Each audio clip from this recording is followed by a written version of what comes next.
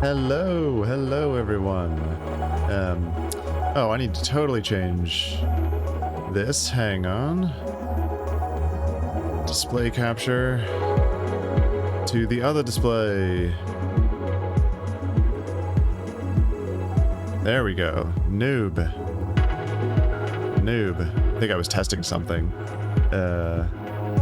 So I had it on the internal screen. Anyway. Hey, Heaven Hound. First in the chat. So yeah, this is a track that we started on stream a couple weeks ago, but not going to be working on this one this week. This is just the lobby music. So we're going to be working on the track that we started last week, which I've actually got open over here.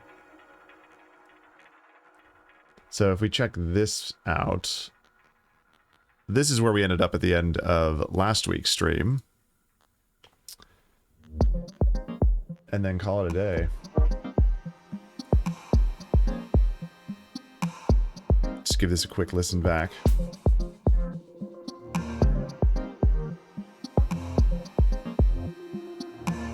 It's like Streamception right now.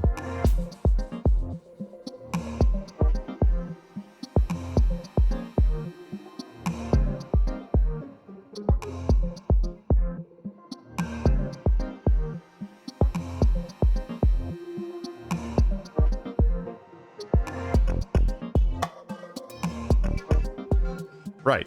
Yeah, you get the idea. Sounds poo. I mean, it sounds okay. But it's totally changed now. So let's get the new project opened up.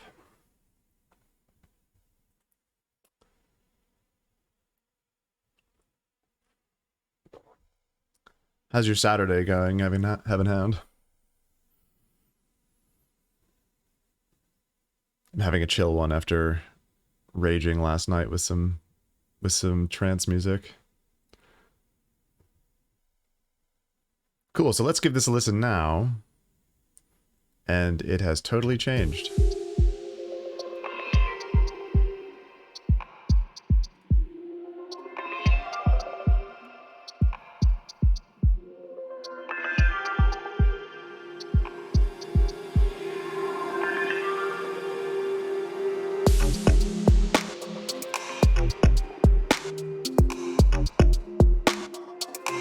Do I have... Yeah, I've got... I just cranked the master. Or cranked the maximizer.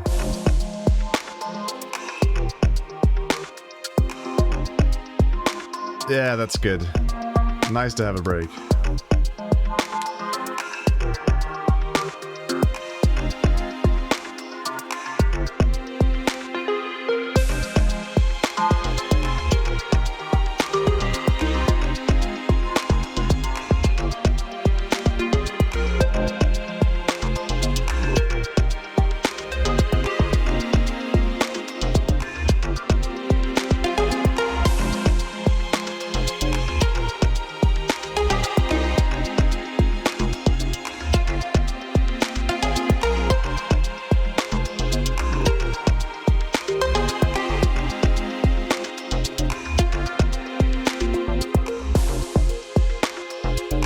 So yeah, we've totally changed it up. Well, not totally. I mean, the beat is pretty much the same beat, just with probably a bit more processing on the group. Did a lot of work on that bass line off stream. And yeah, basically just got rid of this whole glitch melody that we spent like the first hour of the last stream working on because it just wasn't working. Which is fine. It's fine. That's how these projects go. In my experience anyway. It's fun just like, this is why it's good to just sit down and start writing, because you never know where you're going to end up. And you never know what initial idea is going to spark a much better idea later on when you have a chance to circle back to it. So, it's a good, decent, like, initial structure, initial, you know, sort of concept for a tune. But I think it needs... yeah, just gonna polish it up basically a bit more, add a bit more dynamism, a bit more interest in some of the transitions between sections, and probably change the structure up a bit too. This structure I just threw together very quickly to do a quick sort of screen grab of the track in process, which is also up on the YouTube.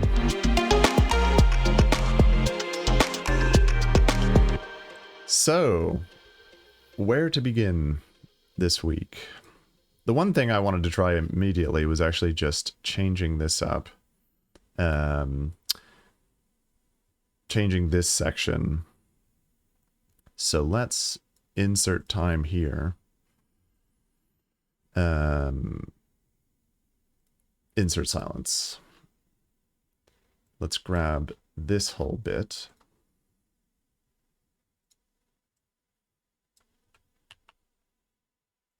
Put it over here.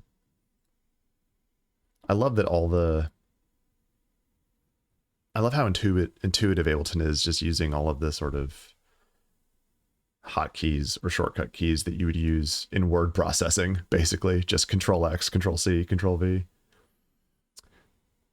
And then let's just see how that sounds, if that's a bit more interesting.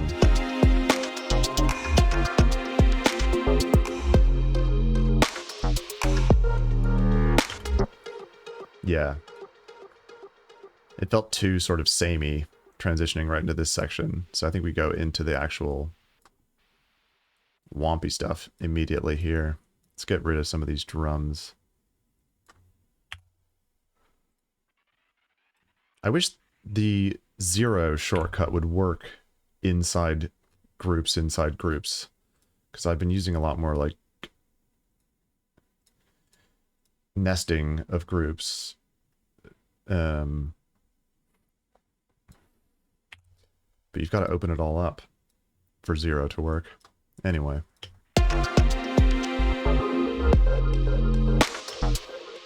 Cool. What have we got down here in terms of effects? This like tonal thing.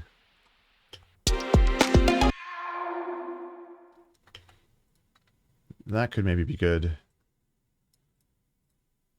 here again.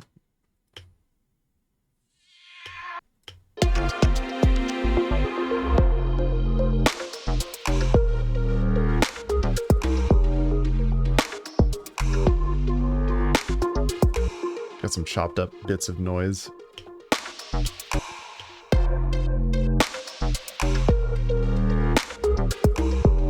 That actually sounds pretty cool on that snare. Let's maybe just duplicate that. Maybe duplicate this one across too.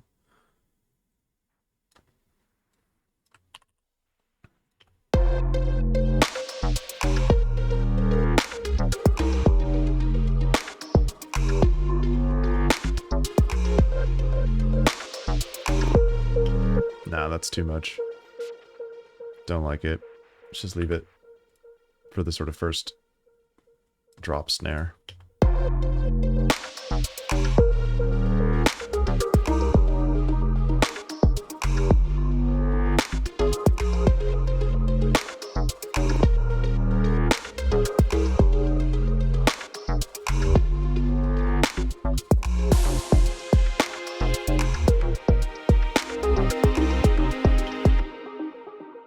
Do we want these strings to come back in immediately? Or maybe we just want to change them up. Just completely change them for this section and have them be a little bit more mellow. Let's give ourselves a bit more context.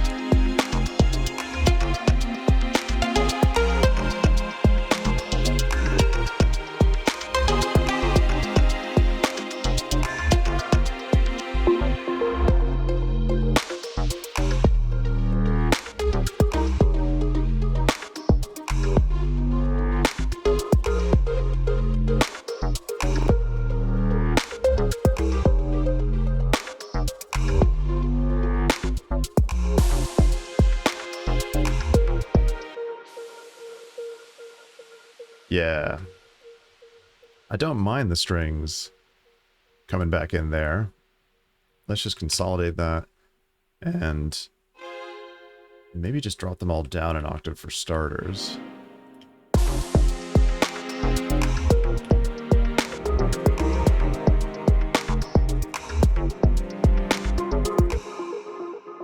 It's getting a bit low there.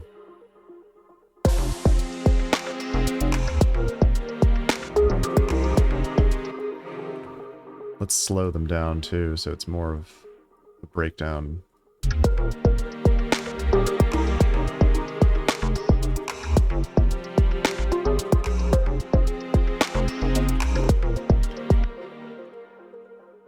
Or maybe, what if we go with this F chord here? Whoa, that's weird. Oh, you can skip? That's a crazy hotkey that I never knew. If you hold control, you can just skip. It doesn't move the entire chord around. It selects the next note. Wow, that's interesting. I don't know when I would ever use that, but that's really interesting. Like you can just grab all of those notes. That's really interesting. Cool. Anyway. Weird little Ableton shortcut that we discovered today.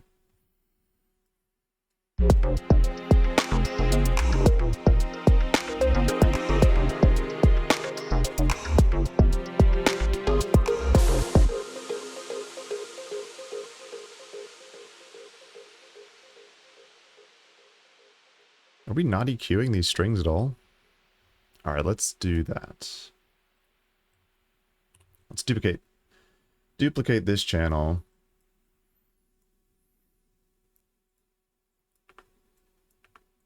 Do something like that.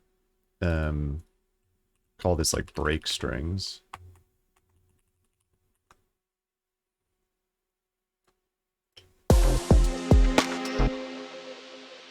And then let's get an EQ. Maybe here.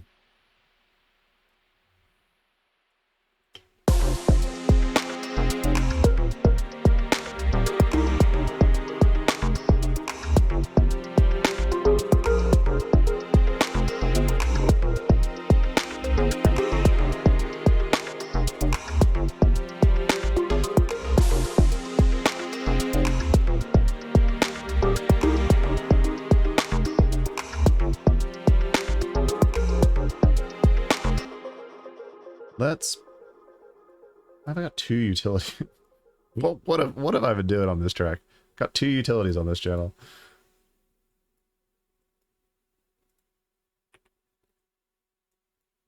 Oh, right. Yeah, that's right. One is actually automating, just automating like sweeps on the strings to make them sound a bit more organic. And the other one is just automating.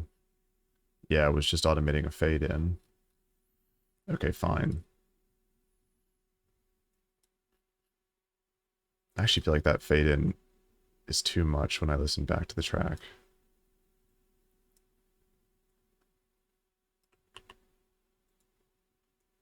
Anyway, getting distracted. I was gonna put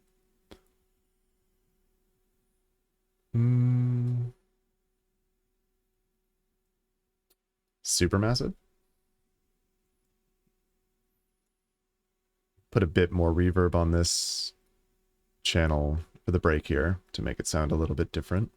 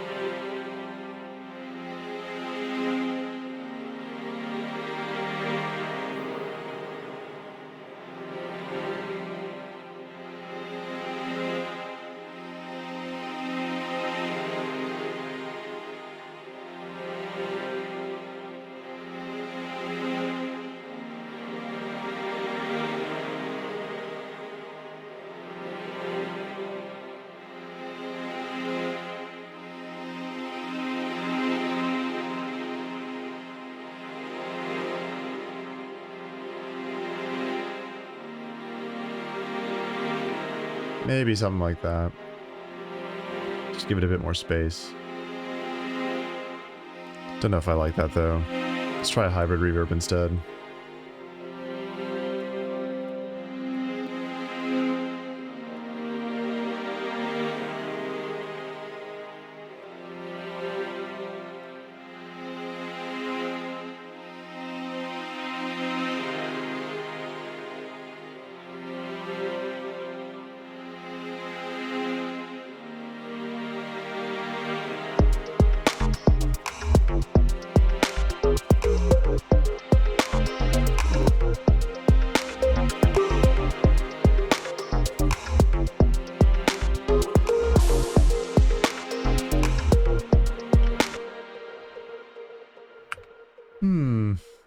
I think maybe we actually want to just filter this. Or... yeah, let's grab a filter.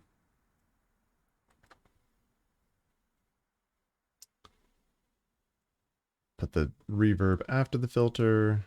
Just filter down the strings a little bit more. Just want them to sound a little bit more backgroundy.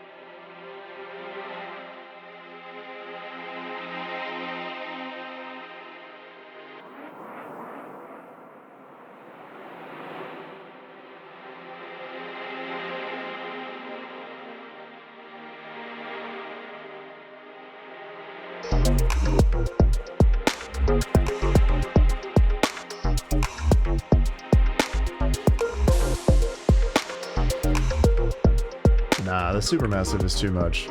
Let's go back to the hybrid.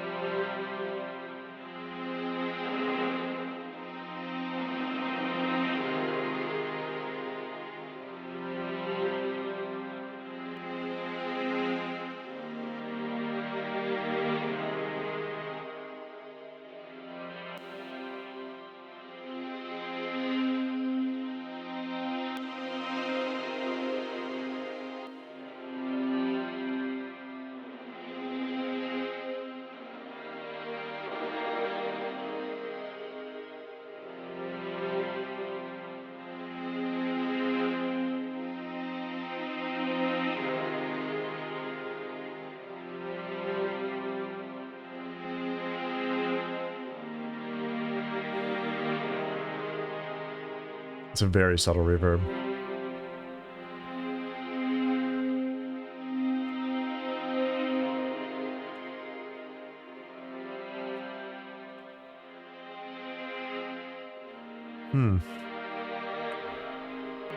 Don't know. Not vibing it. Not vibing it. What other reverbs have we got? Charm verb is not one that I've really played with much.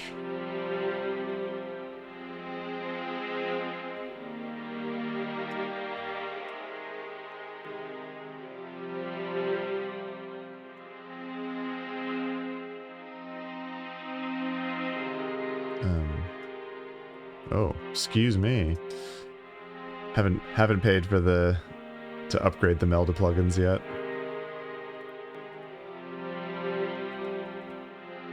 Presets, here we go. Ethereal. Exultant Cactus. I love Melda's preset names.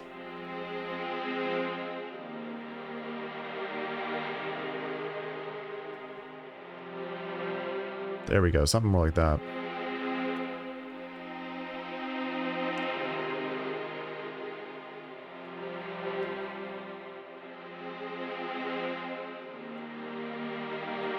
Melda's reverb algorithms are so good.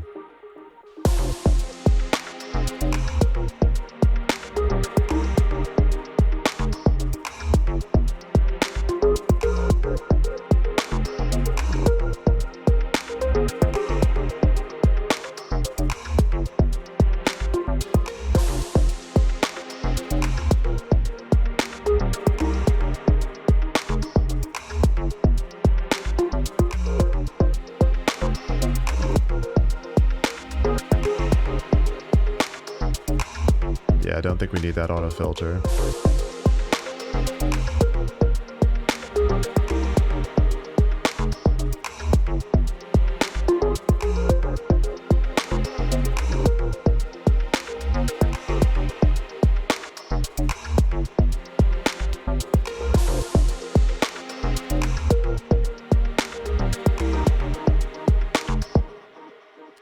And let's make these volume sweeps a little bit more stable.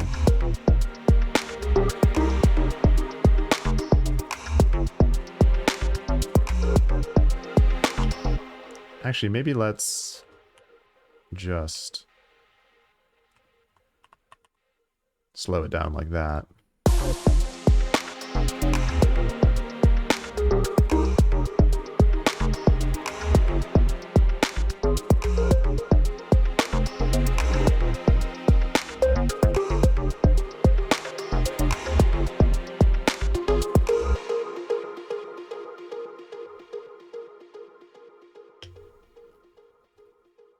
So I've left, yeah, I've left silence in here. So let's delete time.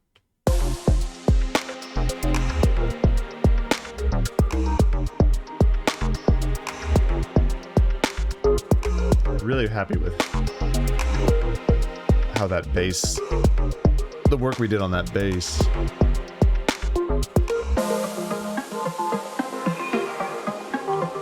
Excuse me? What is going on there? Oh, I turned the glitch melody back on. Okay, we need much more of a transition there if we're gonna break down like that.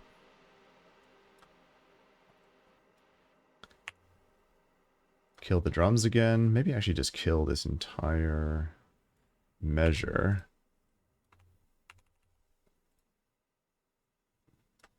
If anyone knows how to mute samples that are within a collapsed group like that, do let me know.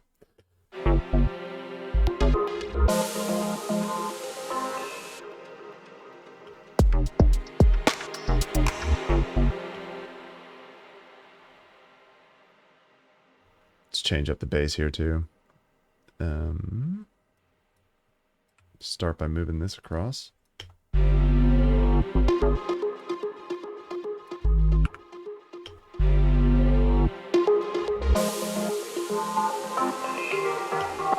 think we can get rid of that too.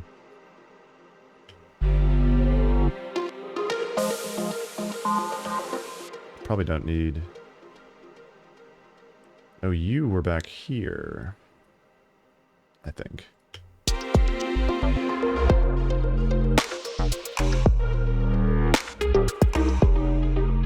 Nice.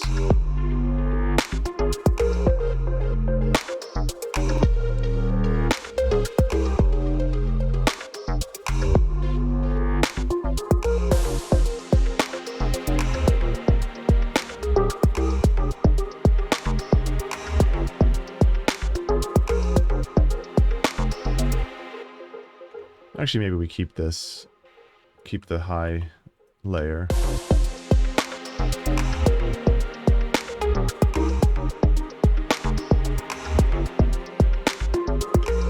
Is that a layer? Did I just duplicate that channel?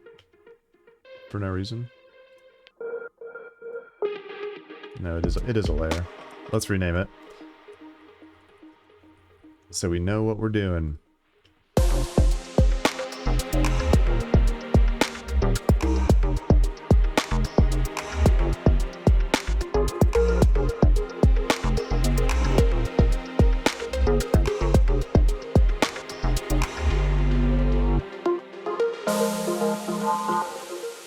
Probably kill that track there.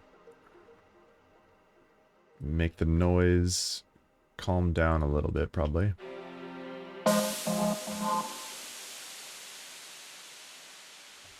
It's a bit in your face.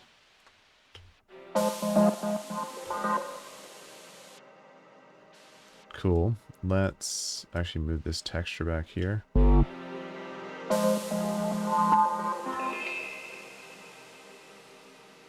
Is there a filter on this channel? Yeah. Let's bring the filter down a little.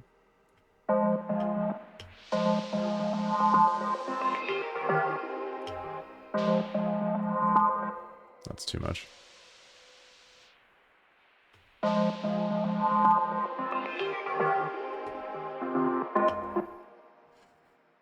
Let's see what other sort of FX stuff we got going on.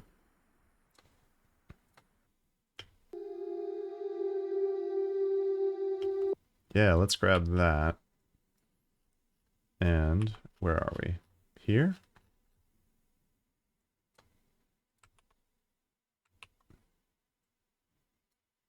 Hello? There we go.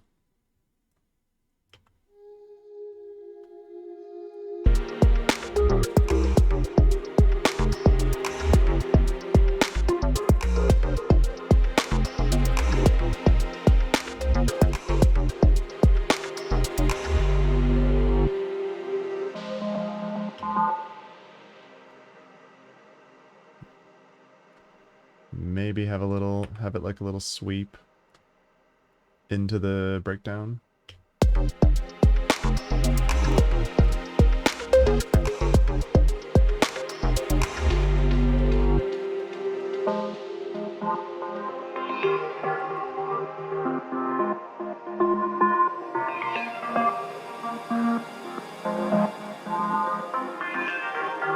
Ugh. There we go. And just send it to the send reverb. Maybe leave that open a bit more.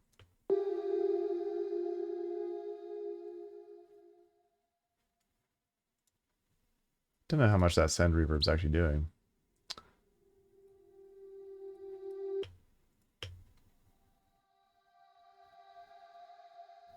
Lol.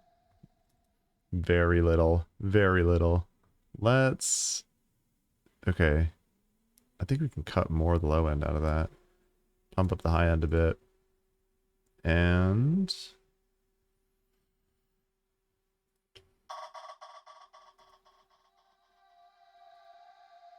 Oh yeah, because I turned the diffusion all the way down. Okay, so it's really just mainly acting as an effect for that that one little vocal hit, really. It doesn't even really need to be a send, but whatever.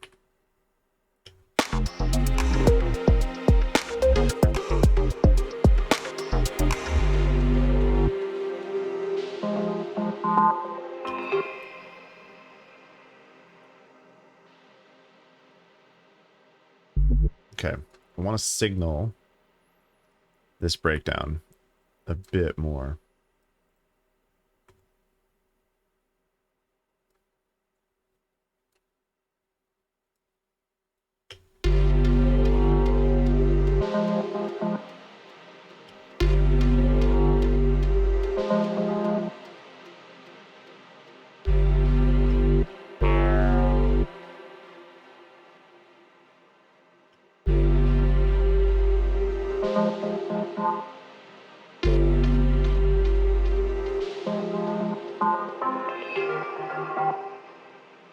Okay. I think we might need a little bit more of like an impact on the beat here.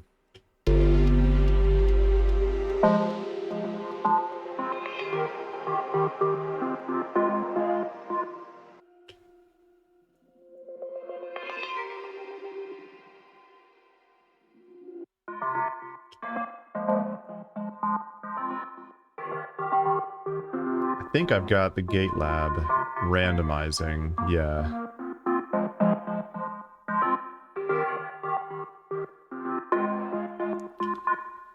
So maybe we can bring in something that's a bit... Maybe we don't want to actually have the Gate Lab come in immediately.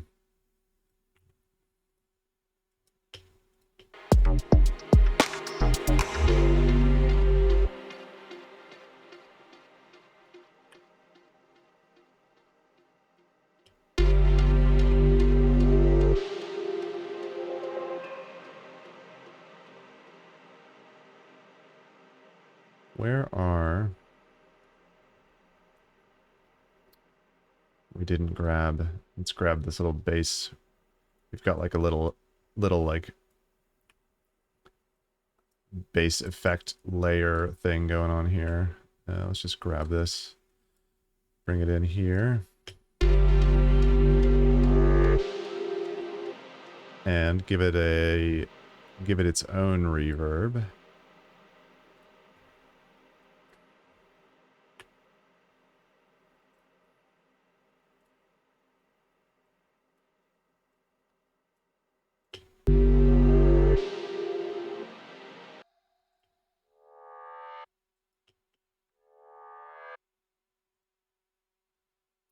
Leave the reverb open.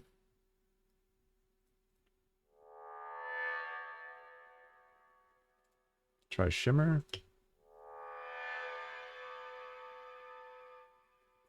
No, I prefer the dark hall. Maybe give it a bit more decay.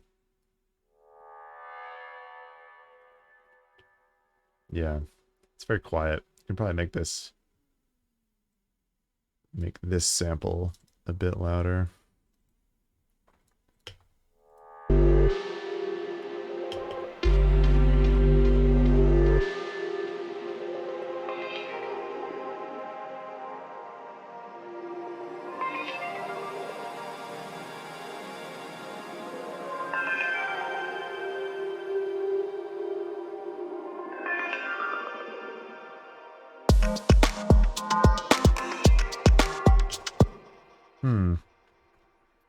Let's give ourselves a bit more context. Not sure how long we want this breakdown to be.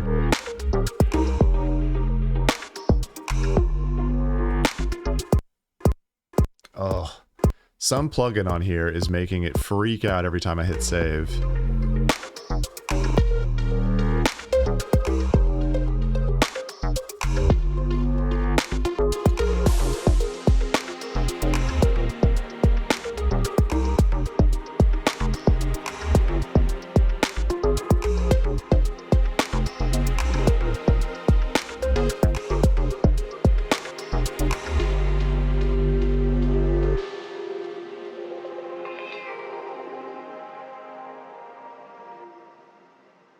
Let's see what kind of tonal stuff we've got in here.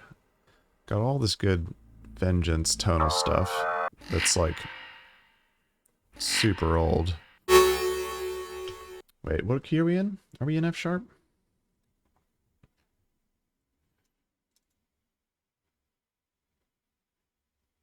F minor.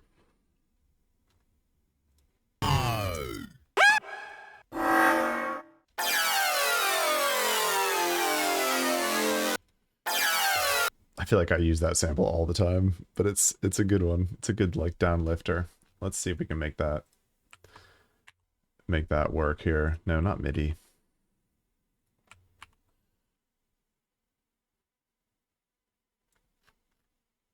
Where are we at? Just here.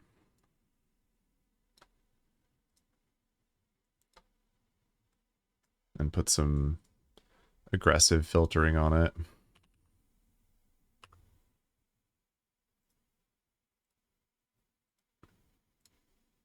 What, don't I have a comb? Yeah.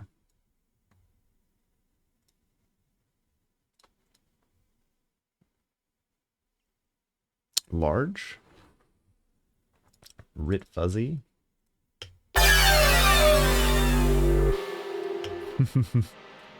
Seems a bit loud. I don't know. I don't know what you all think.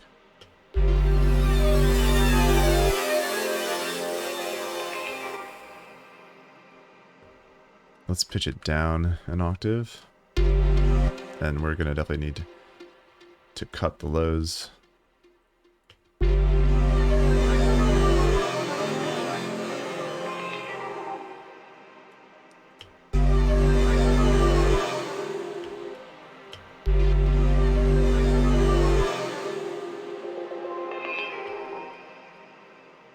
Okay.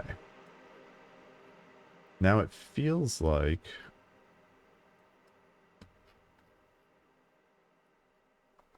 it's just disappearing into nothing in the breakdown, which maybe we want, but I'm thinking maybe let's insert some time here.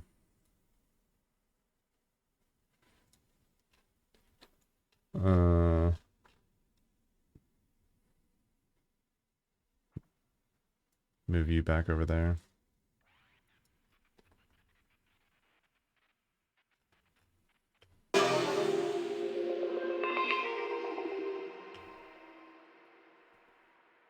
Let's cut some of the highs out of this too.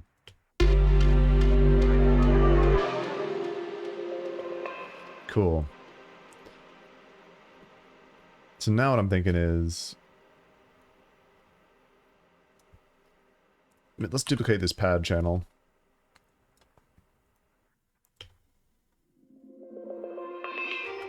Yeah, because that's sort of that's a very effecty kind of pad. Let's make a bit more of a solid pad with a bit more rich, sort of filled out low end to come in for this breakdown. What have you got going on? Lots of stuff. I don't know if we're going to want any of that. Let's just start clean. Let's just get rid of everything except vital on this channel.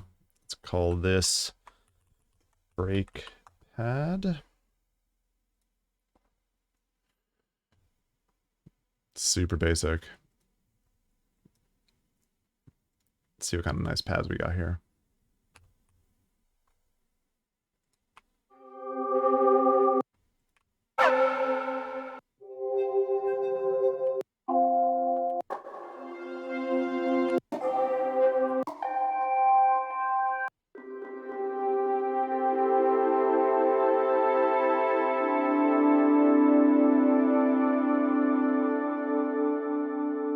I like that one. Maybe we can chuck an envelope on the wavetable here.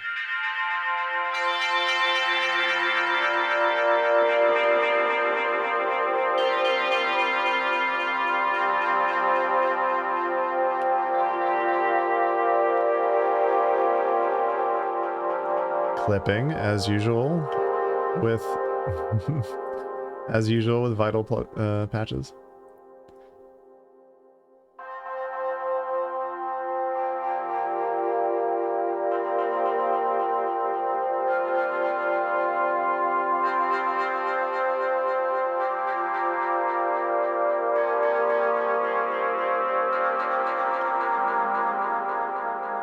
What's going on here?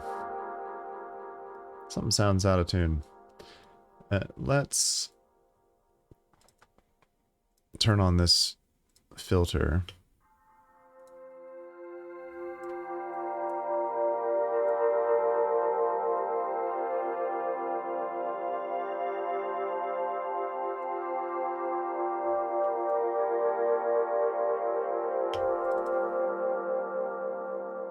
Yeah, it's that C.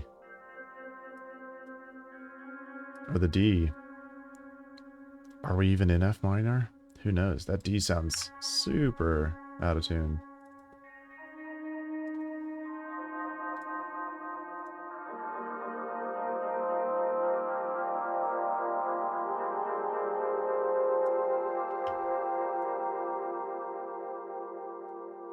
That's cool. Let's see how that sounds in context.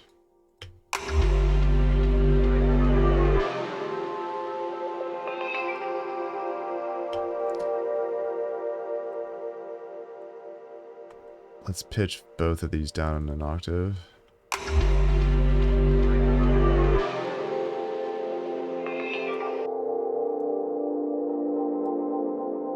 It's got to be cutting in here somewhere.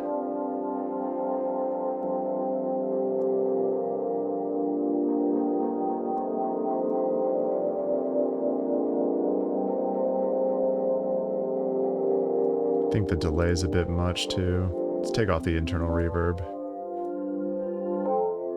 Yeah, that it's interesting when you start diving into presets, you find usually like one effect that's doing all the work, and the internal reverb was doing all the work on that preset. Let's try something like this.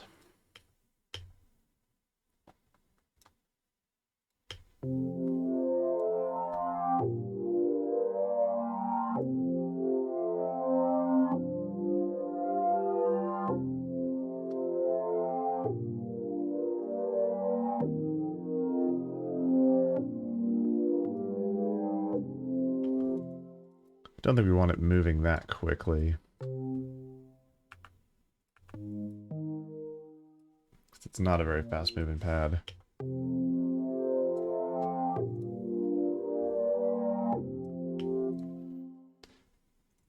And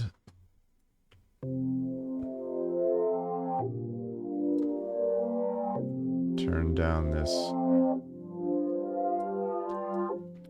the attack a bit. We don't need it to be stabby.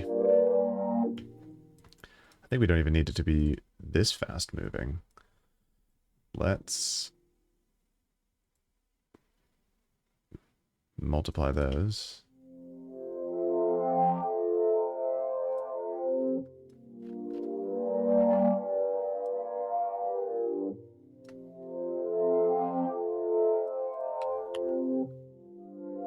Just listen to the melodic group for a second.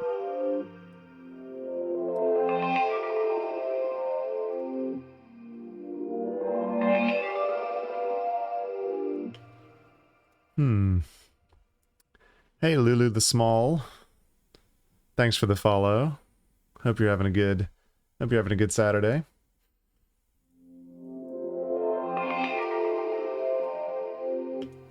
Alright, I'm not super keen on this voice, actually. Maybe let's just take off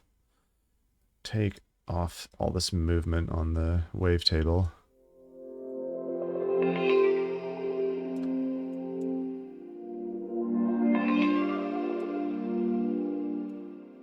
Let's take off this volume automation too.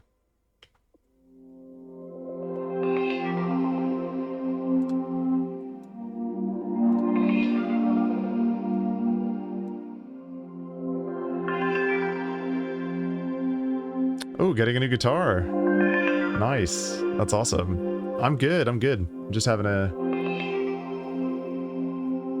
chill one today. This is a track that we started on last week's stream that has evolved a bunch since last week.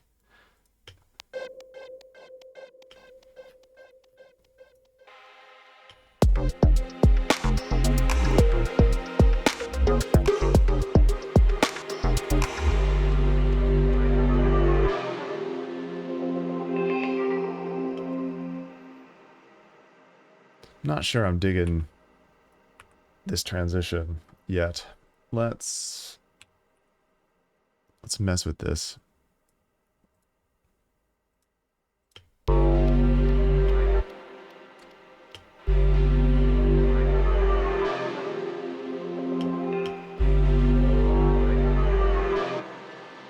What kind of guitar are you getting? You getting like a acoustic?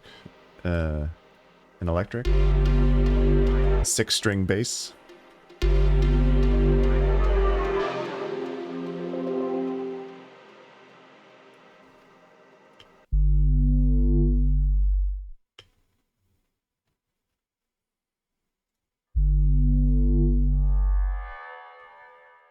Let's move that back there.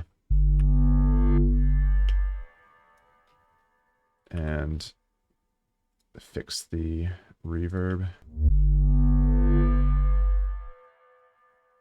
Nice. Love an electric. I've got my trusty old Strat over here. God, that thing is probably 20 years old.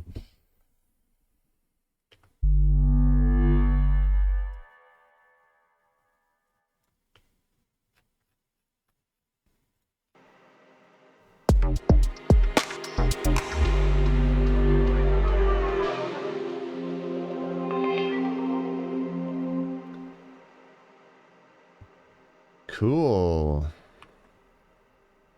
That's a little bit better on the transition. I think we might need to filter these strings a bit harder.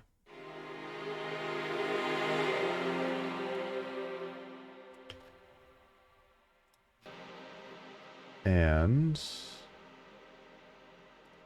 I was thinking actually maybe just give it a bit of breathing room here before we bring in the pads.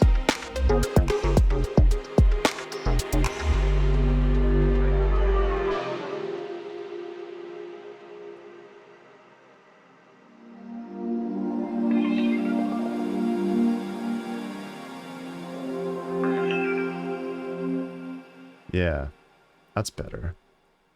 Maybe even bring in the top layer a little bit later.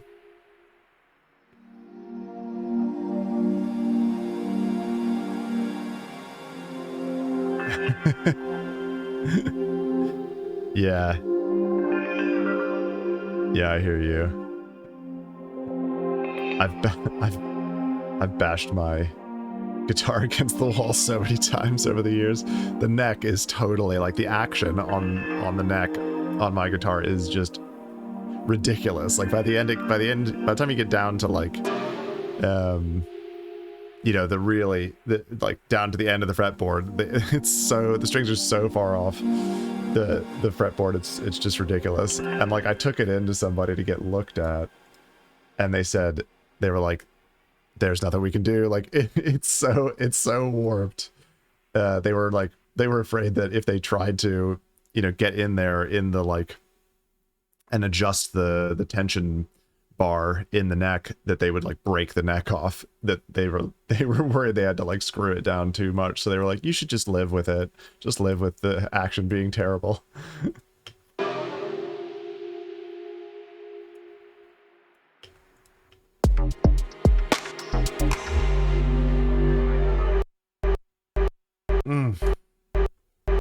I need to remember to not do this. Apologies in advance if this project crashes, because there's some plugin on here that is not playing well at the moment.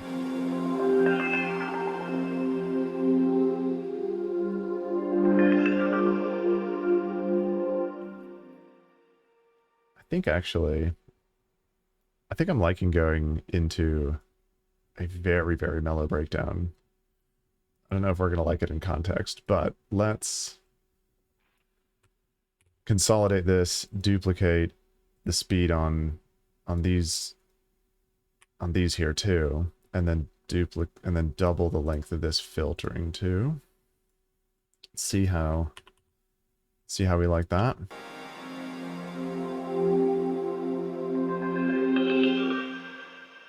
Oh man, yeah. Sometimes, you know, yeah, music can be the most frustrating thing in the world sometimes. I mean, I don't know if it's music in your instance, but I do feel that I have sometimes been tempted to chuck my laptop out the window as well. But generally, I'm happy that I don't the next day.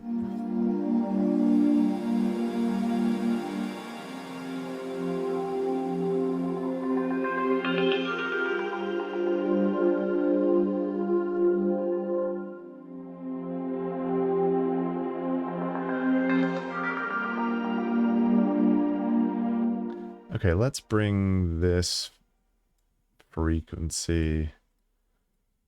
Let's not cut it so much, maybe.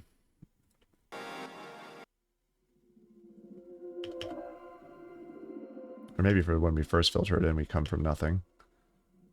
But then don't go back down so hard.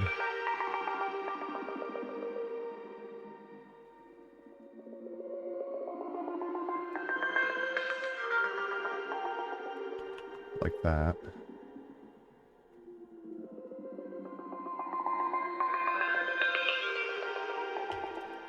What's going on? Lol, we got an OTT on this channel. It is spreaded. It is super spreaded. Do we want all that? Because I'm sure that this pad is also spreaded all the way out. Yeah.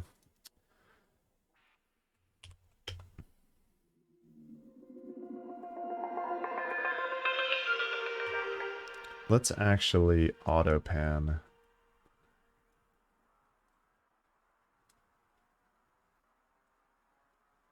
Let's turn it off there, just have it come on for this bit here. And let's auto pan this pad a little bit.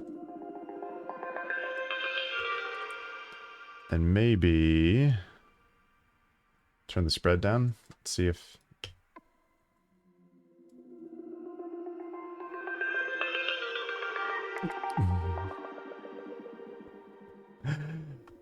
Oh yeah, I can relate to that. I can relate to that, especially when I don't, like, because I don't play very often anymore.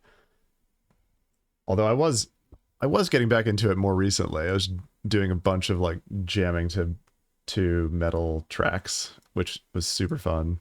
But yeah, like when you don't ever play, especially getting back to where your fingers are doing what you want them to do, that is a bit of a learning curve. Or just it's like a muscle memory learning curve.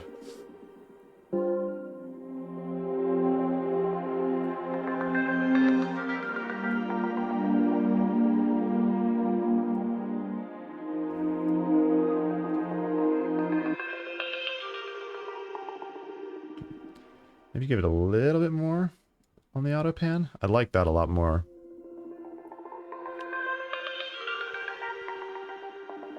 Turn the rate down a little.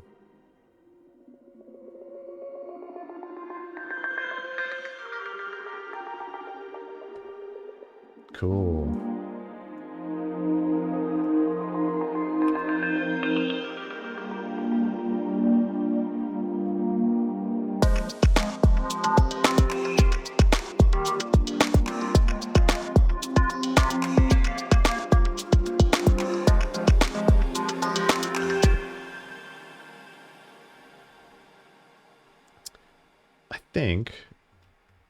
What have we got going on here? Let's just delete this because I like this.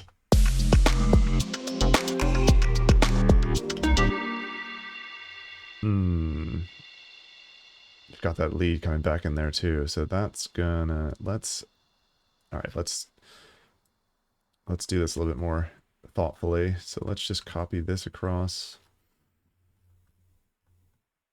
Copy all of this. Do we want to copy? I don't know. Let's cut all the effects here. Put them in the breakdown bit. Get rid of all this. Copy all of that across. And just go right into the Wompy bass again.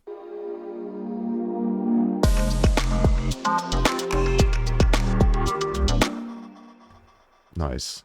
I really dig that bass. It's such a basic thing, but yeah, that's yeah.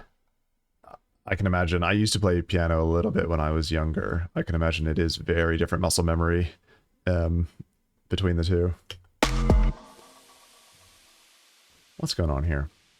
Oh yeah, I was just gonna say the bass is literally just Tal bass, which is a free plugin, which I said I think is a 303 emulator, but I'm probably totally full of it. Anyway, it's a real simple little plugin, free baseline plugin. But what we did between last stream and this stream, is just split it out into an instrument rack, do the multiband dynamics trick where you just solo the low, mid, and highs, and so then you can put effects on just the mids. So we put a bunch of stuff, crush, wider, phaser, trash, even on the mids, which basically made it sound just made it sit in the mix so much better, which is really nice. Oh, Nightbot is yelling at everyone. Nightbot's he's such a schemer, man. He's just trying to get you to go click on things.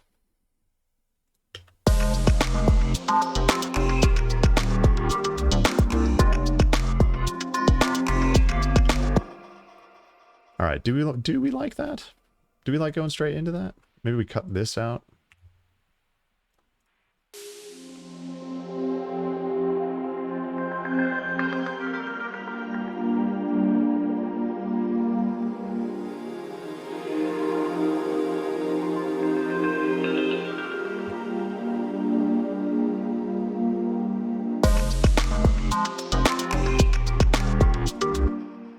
Yeah, I just don't think we need all, because this is like the full, yeah.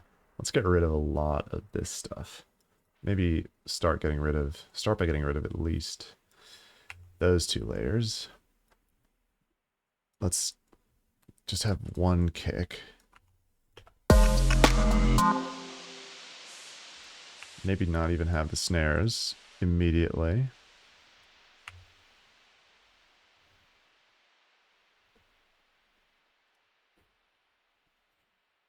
Lol, I had to allow that because you said fingers. I think I maybe need to turn down the auto mod settings on Nightbot a bit.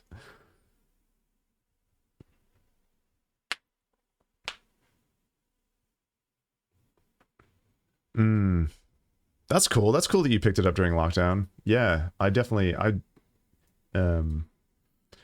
music was so helpful for me during lockdown.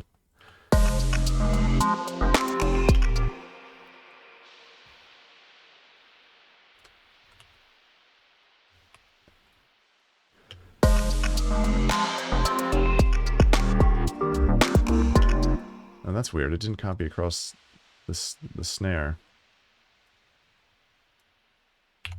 But yeah, I feel you. It's like... That is... Why is that so... Why have I got so much reverb going on?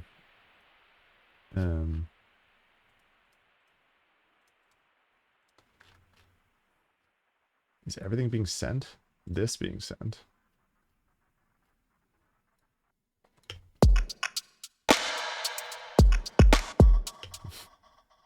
What?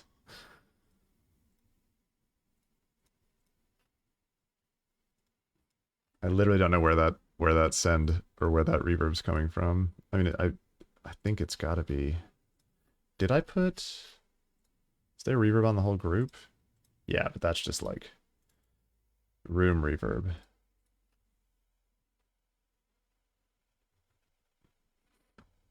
Nice. Yeah, I mean, I think it was weird because I've heard a couple of people say, at least like musicians. I remember, who was it? I think it was an interview with Mr. Bill that I was watching, and he was saying, like, in a weird way, lockdown was actually really good for him, like creatively.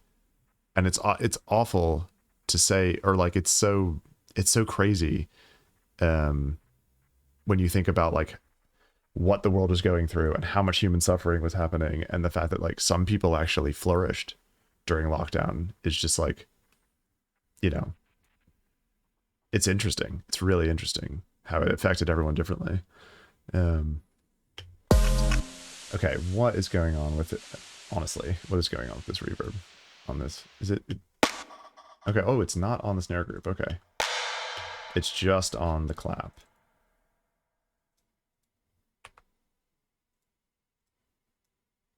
Is it...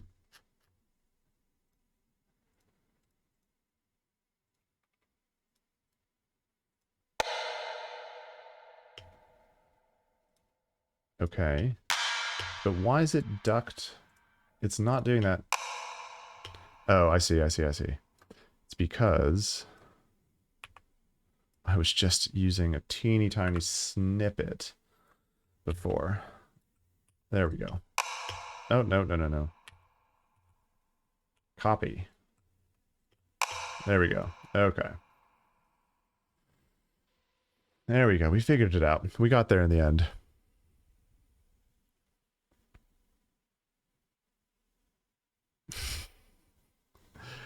Yeah, I mean, it was really weird. It was so weird in the beginning of lockdown. Like, I don't know if this happened where you are, but in London, I mean, I feel like it was happening a lot of places where everybody was having, like, there were not problems immediately in terms of supply chains, but a lot of people had, like, the reaction to just start panic buying. So we, like, there was no food on the shelves. A lot of it, like, at least at some points, there were just felt like there were runs on all of the grocery stores. So there was, and it was just a totally human induced shortage. It wasn't actually like structural. Yeah, okay, you're from the UK. Yeah, totally. I mean, it was really interesting how people just like lost it, bought all the toilet paper.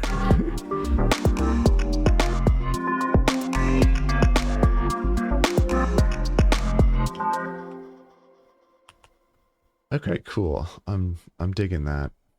That's sounding good. Let's go back and listen to the whole breakdown in context. I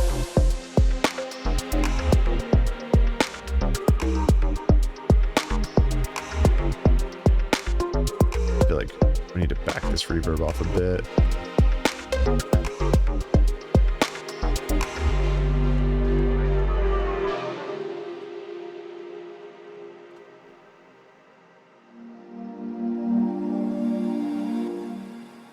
Let's give ourselves another little... Actually, maybe let's use this little tiny clap thing here as like an impact.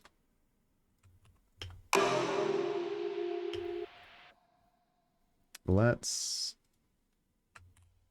add another track and resample this.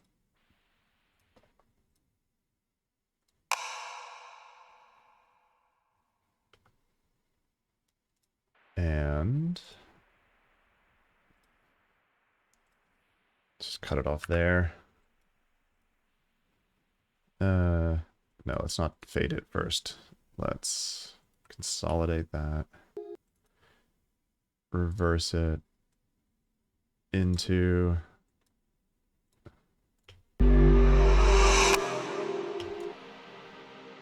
Get rid of that pop. And then turn it down a bunch.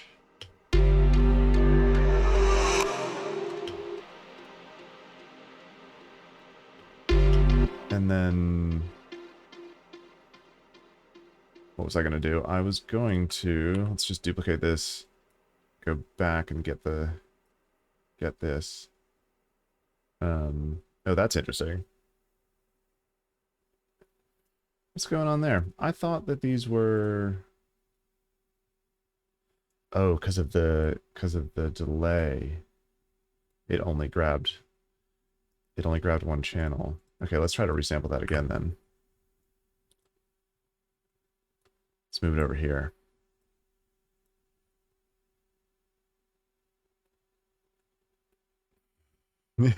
Yeah, lyrics are definitely not my strong suit either. I used to sing a lot more when I would play guitar, just like making up, just like freestyling, making up stuff on the go, and it was a lot of times it just turned into like a political like a political rant.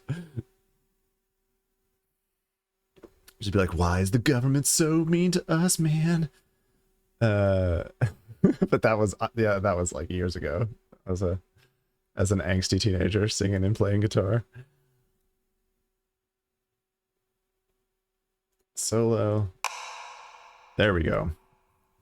That's interesting, because I'm delaying the track negatively, so it's pushing it ahead of the beat. Okay, let's turn that off. Let's just grab, let's take this whole thing down like an octave. Interesting.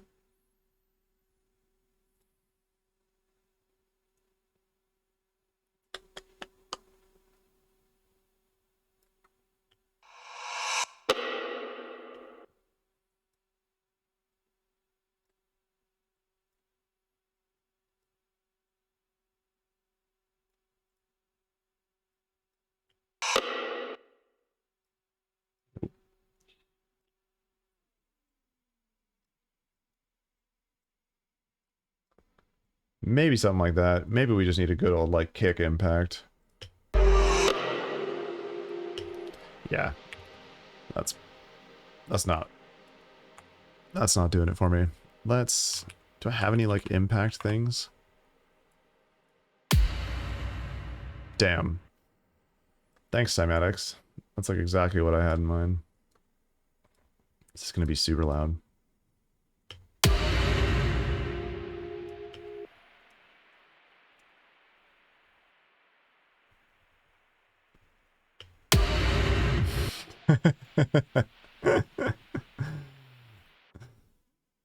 It sounds like a... That sounds like it would be like a Weird Al track.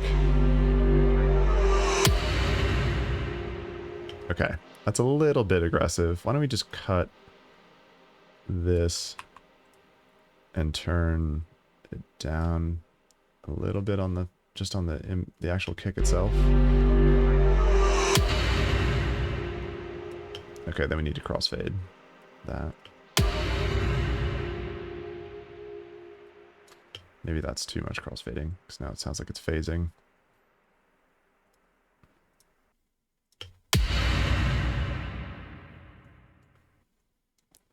That's cool. It's got too much low end, probably.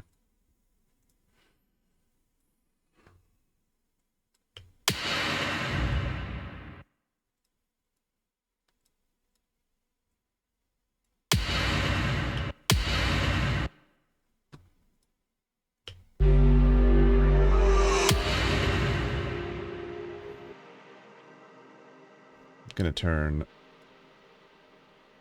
Let's just consolidate that. And turn the whole thing down a bit more. And maybe get some of the highs out of there.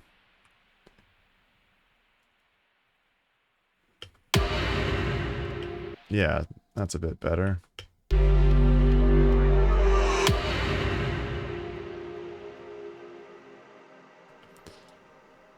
And put more reverb on it, because why not?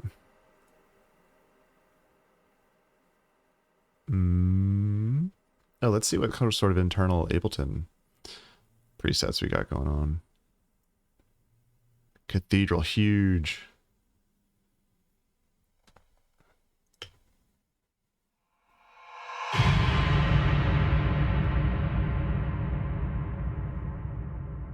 That is definitely huge.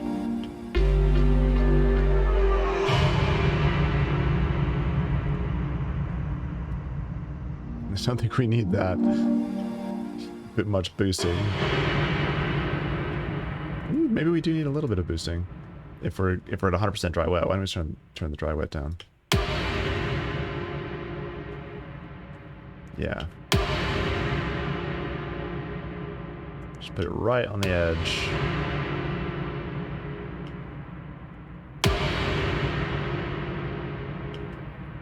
I don't know if this is a real thing. It's probably just in my head, but like, you know, anything under 40% or under 50% when I'm messing with reverbs, I'm like, that's fine, because I'm then still majority on the original sample, so I'm not ruining the transients. But I don't know if that's actually how the Ableton algorithm works at all.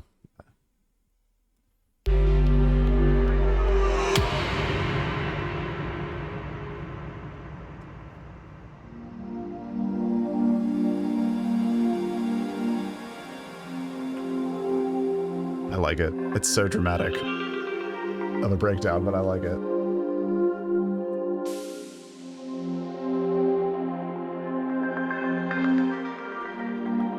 don't think we need that noise there.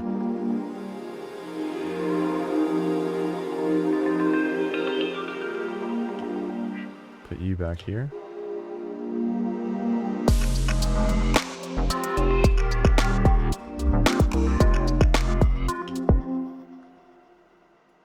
Cool.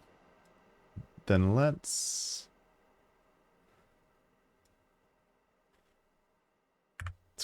get rid of that. Let's do this. Let's copy this pattern across.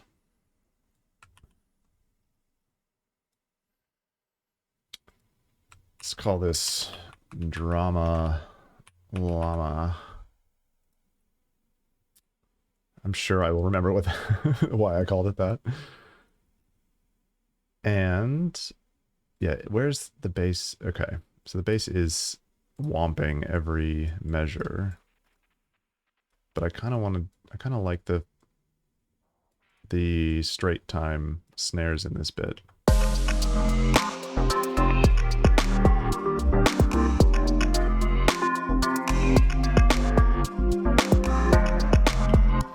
Yeah, let's just continue that pattern across here.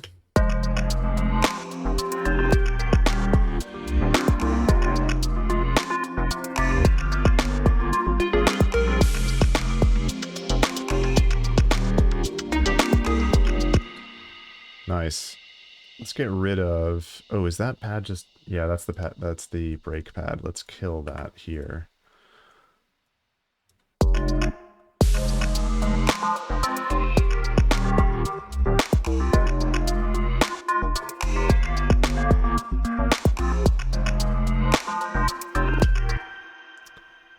Actually, kind of feels like it's missing something. Let's keep it in this section.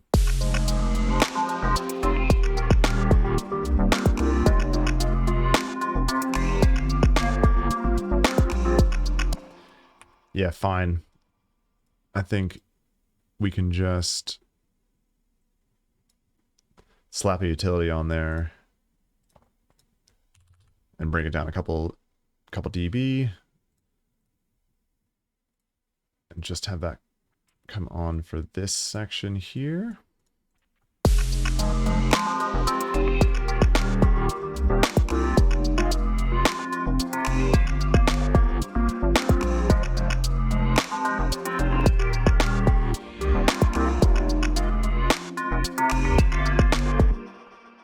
Oh, and actually,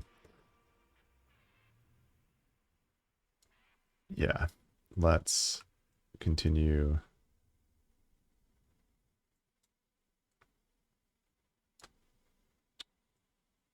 Let's continue the slowed down pattern. Yeah, there we go.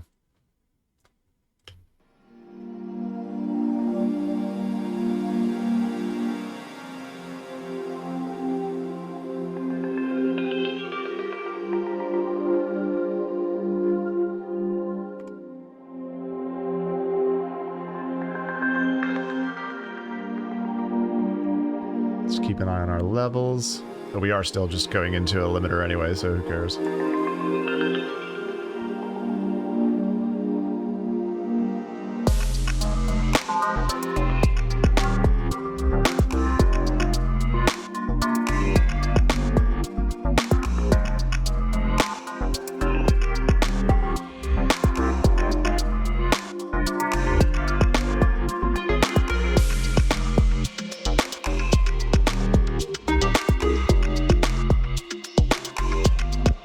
Let's keep this going for that section at least. I really like the vibe that the pad's given in this bit here.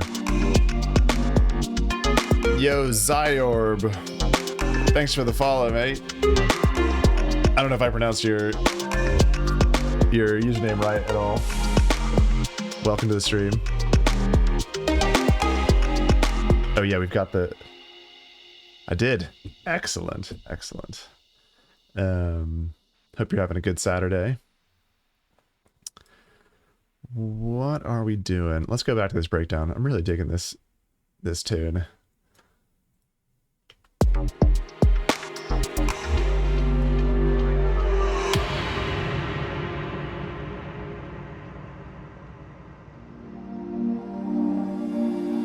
Nice.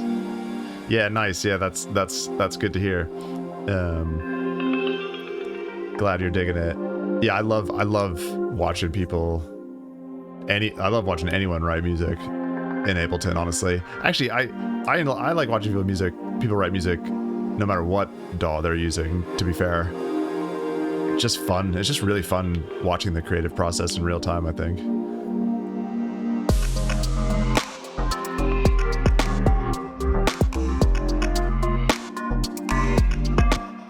Do we need all of these hats immediately?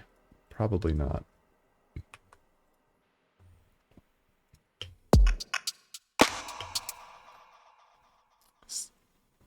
So much to learn. Yeah, tell me about it. It's nonstop. You never stop learning with music production, but that's also kind of the fun of it.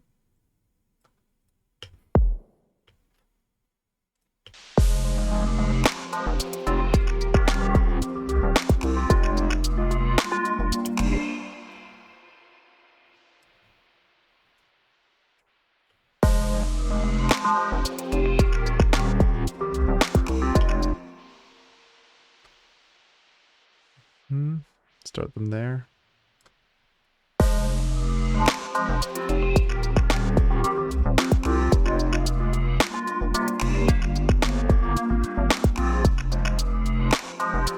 How heavily are we squeezing? Okay, we're squeezing this pretty heavily.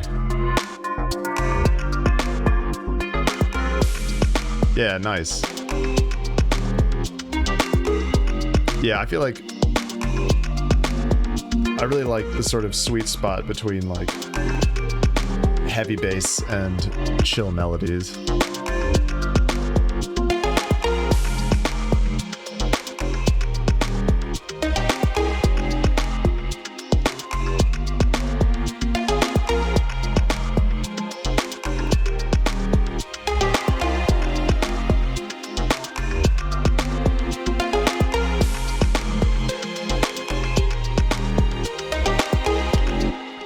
Cool. Let's just had an idea. Oh, an idea? Just had an idea. SimCity 2000 soundtrack. Nice. That's awesome. I never played that too much, but I know what you mean. What was I doing? Yeah. Let's resample this. Is this the high layer? Need to name stuff better. Yeah. Lead question mark? Yes, it is. It is the lead officially. Let's move you up here. Call you lead high. So we know what we're doing. And resample. And then maybe reverse all this.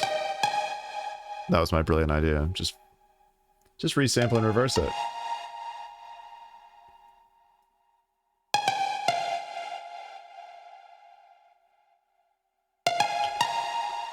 Okay, fine. I don't think we need that bit. And maybe we probably don't even want the... We probably don't even want the actual transients here. We might just want the reverb coming into them.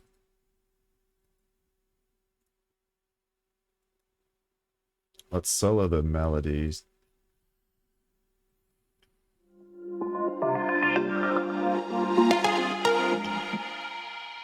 Yeah. I dig it.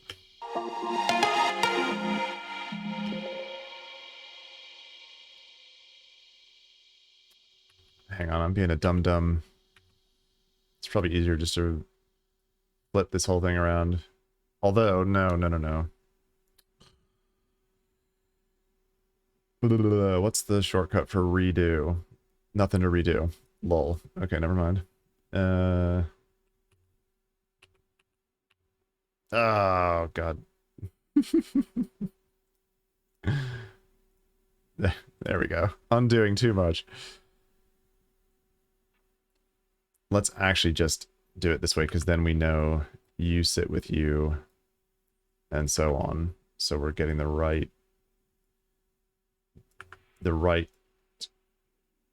melodic verb into the right hits, if that makes any sense. And then reverse. Oh, you can't batch reverse? I thought 11 had a lot more batch editing type stuff built in, but I guess not.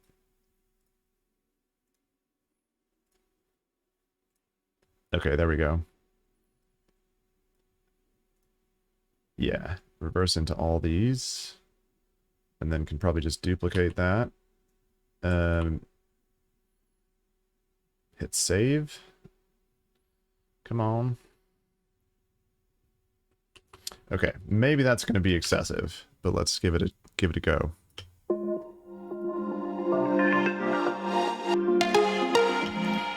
Okay, and then we definitely want it to come right up to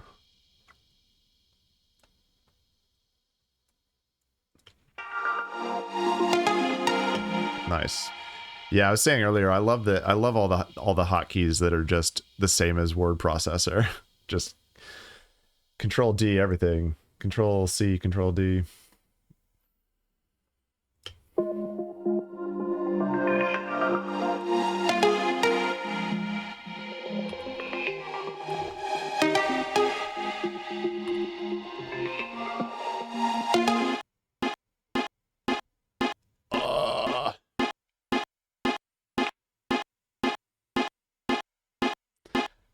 Is it gonna crash?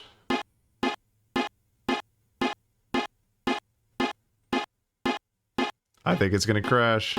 I don't want to point any fingers. See, it's annoying, right? Because like, whatever's doing this, making it freeze, it's fine, right? After it crashes, then it continues playing the audio like nothing bad happened. But then you click OK, and it's like, oh yeah, no, it did crash. At least Ableton remembers stuff from the undo history. Thank God. But yeah, I don't want to point any fingers, but I'm pretty sure it's the Tal baseline plugin. It's either Tal baseline or it's one of the noise engineering plugins that we messed with in the last stream. But I don't want to cast aspersions on noise engineering because I've only just started playing with their stuff. Okay, let's actually save. Live 11 intro. Yeah, nice. I mean, I have not looked back since I switched to Ableton.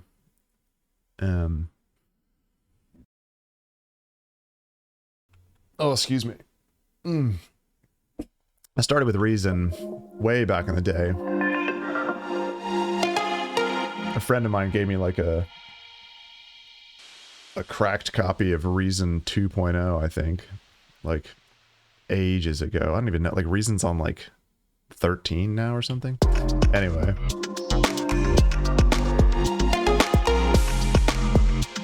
But I've only been on Ableton like 5-6 years at this point. Oh, nice. Yeah, nice. Yeah, I was on Reason forever. And then I just like, I don't know. I felt like I was just struggling, like languishing with Reason, not actually doing anything good. And then as soon as I switched to Ableton, I just haven't looked back.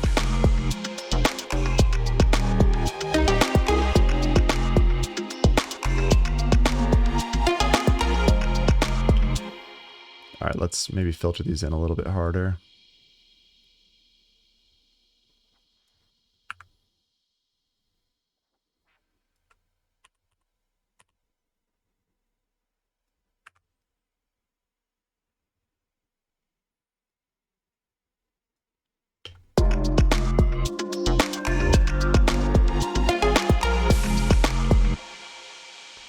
Maybe just turn it down a tad. And how wide is this?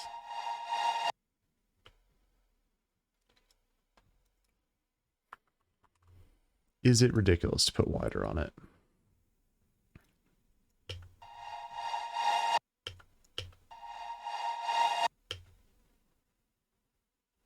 Yeah. Yeah, no, it just had, I mean, I think it can do a lot more than it used to be able to do back in the day, but like when I like back like well, you know, the early bits you couldn't even like uh you couldn't even do audio processing, I don't think. I think it was all in the box. All MIDI. I don't think they had any audio functionality, at least not that I was aware of, until like much later versions of Reason.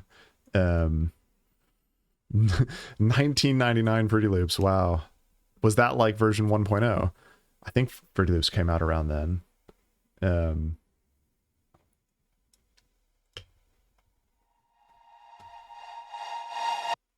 Yeah, I don't think we need this wider, really. I remember, I mean, to be fair, FL Studio I think still gets a lot of grief that it doesn't deserve. It is a super capable workstation. Like, it's a full-on professional DAW.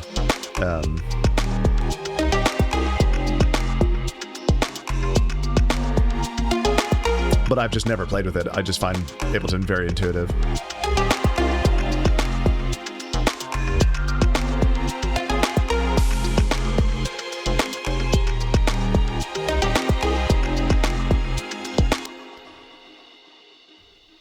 I think when the high strings come in, we don't want nearly as much of this reverb.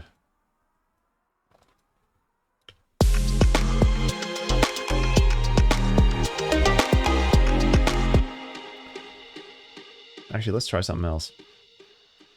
Let's put it after.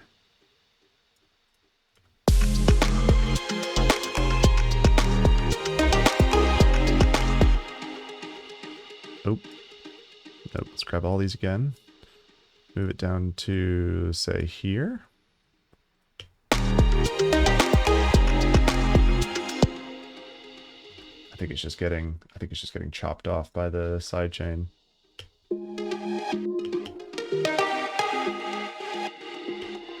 Yeah, no, I like that. Maybe that's more fun over here too.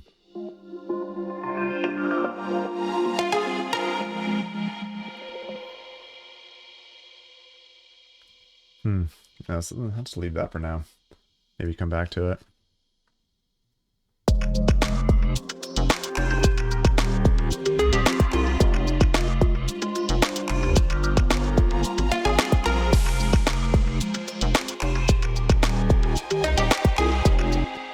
Yeah, I think... Yeah, cheers. Mellow is... Chill is my sweet spot.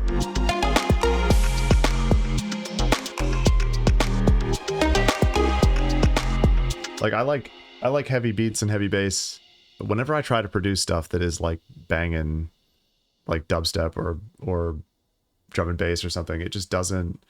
I just can't... I don't know. It doesn't work with my brain when I try to write that kind of stuff. I can do like house and trance and haven't really tried with techno too much, but the dancey stuff, I just like lose all inspiration. I don't know, it's weird.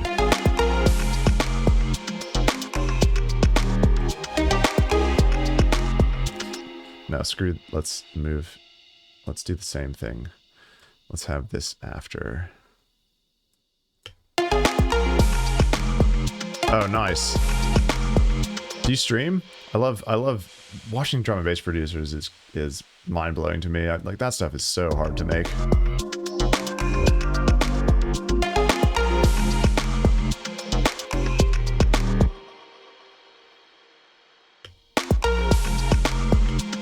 Word. Where do you stream? Do you stream on YouTube?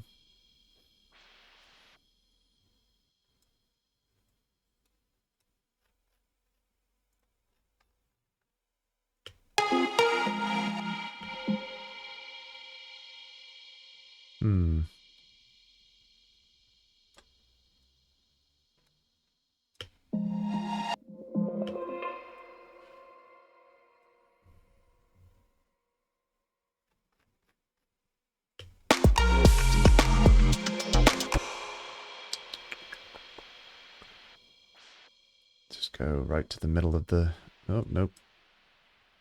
There. Nope. There. Ah, I gotcha.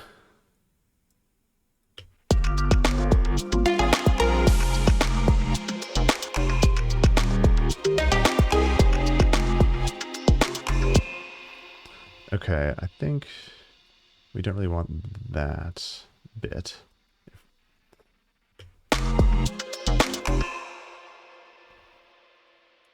All right. This is a bit fiddly, but I think it sounds better without the this little volume boost at the end. Now that we've moved it out in front of the stabs.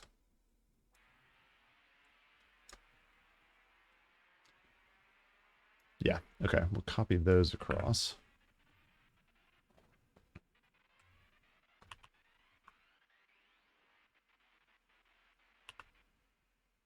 Is that right? I think that's right.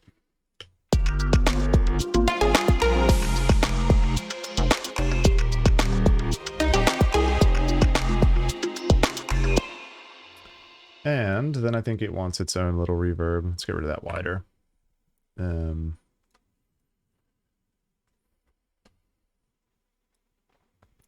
This feels like a good opportunity for shimmer to shine. 100%. That is...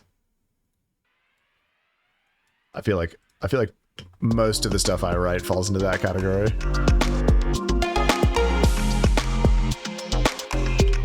Wait, hang on. Is this actually... Let's blend it over. Can we make it all the way wet? Cool. I think it needs a little bit more gain.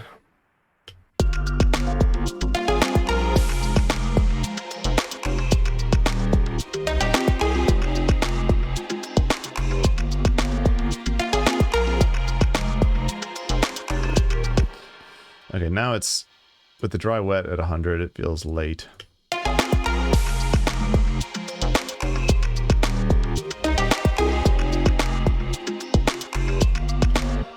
Okay, so now I've just basically turned this into like more reverb on the high.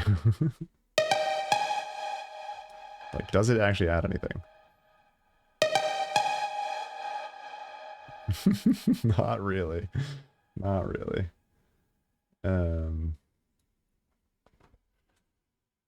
Yeah.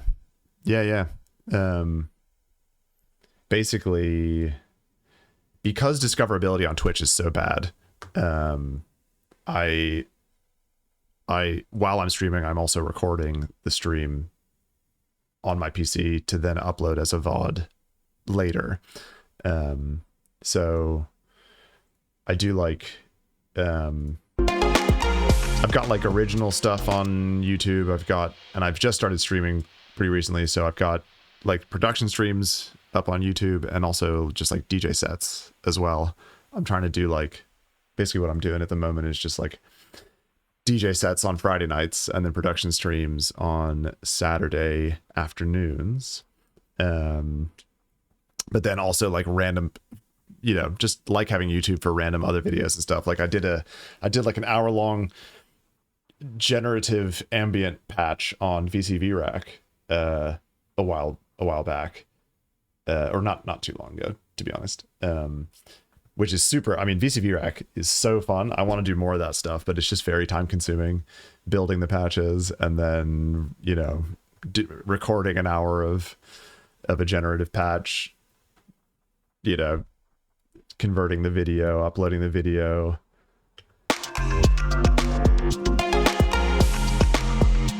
But yeah, so there's loads of random stuff on my YouTube.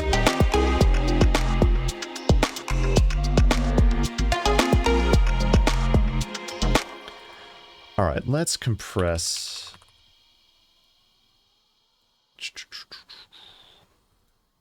Yeah, sure. Yeah.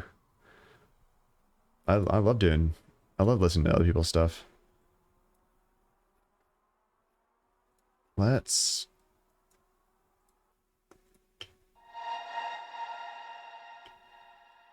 just compress the hell out of this.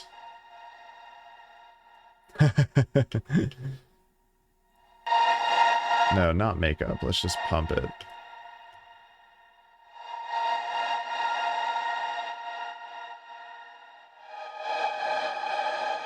Maybe that's better. Yeah, I mean, links should be allowed. I think I turned off Nightbot being a narc about links, so... yeah.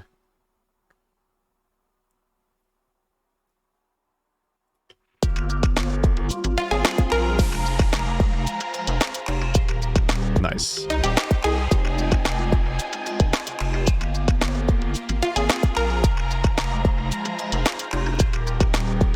Okay, do we want to... I think it's just these headphones. I can't, like... I'm not... I need to get nicer production headphones, I think. The stereo image on these is not brilliant.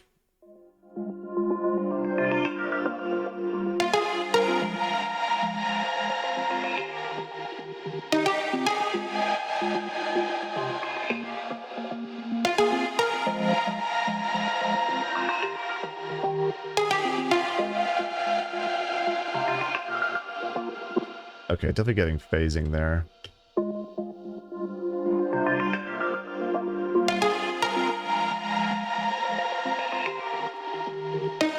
Okay, that's all right. And then maybe let's just EQ a little bit of the highs out of here.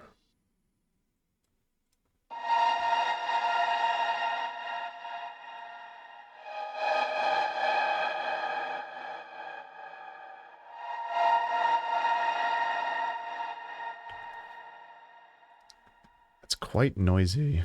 Maybe it's just the reverb. Maybe let's damp, or actually let's just cut some of the lows out of the reverb.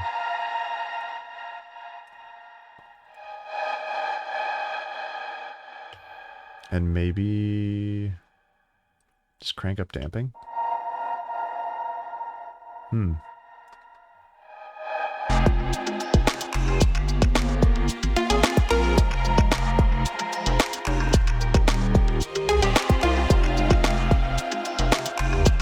Yeah, that's better. I'm liking that better. All right. Gonna take a quick bathroom break. Let's just listen to this from the top, and then yeah, Zyorb, if you want to just chuck your tune in the chat, we'll give it a listen when I get back.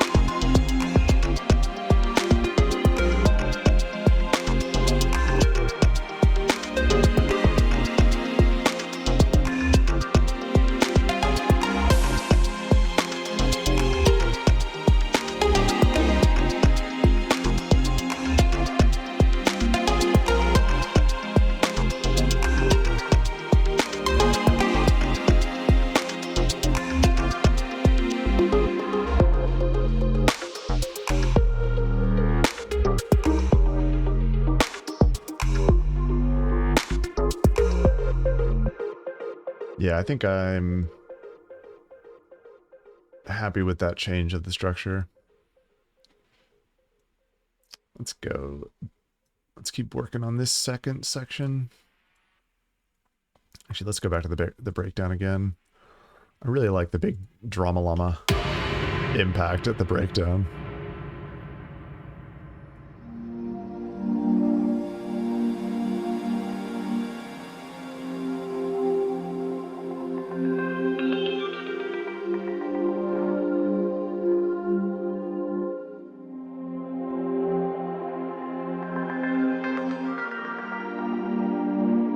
Oh wow, we've been going for almost 2 hours already.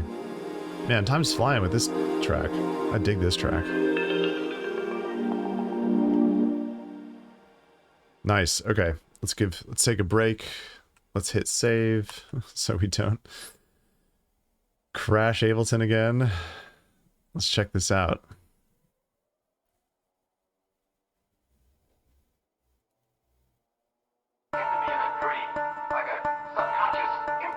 Subscribed.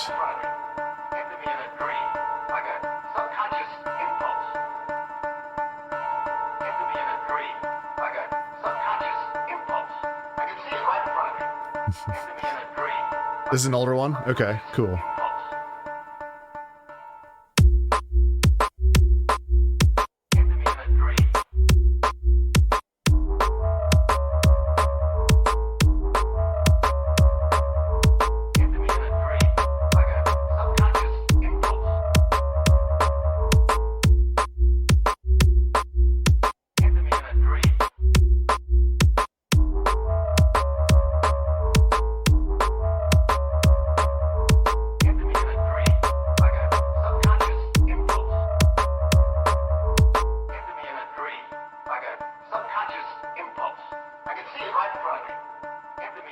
Yeah, no, it's cool. It's cool. I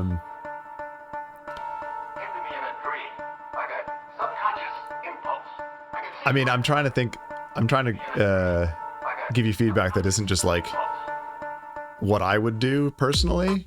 If you see what I mean, like my inclination is just to be like, turn it into my track. But I think to like trying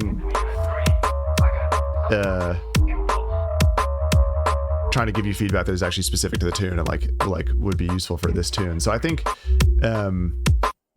a couple things. So it's very mono at the moment. I think and maybe that's just my headphones. I would do the trick that I was try I don't know if you were already in the stream when I was talking about this, what I did to the bass group, but like I split it out into three instrument, basically three just duplicates of itself, and then put a bunch of widening on the mids. So if you listen to the mids here, like the mids are much more stereo, and then the low is just mono. So that I think would just help make the bass feel bigger, put a bit more sort of like aggressive processing on the high end, and widen it out a little bit.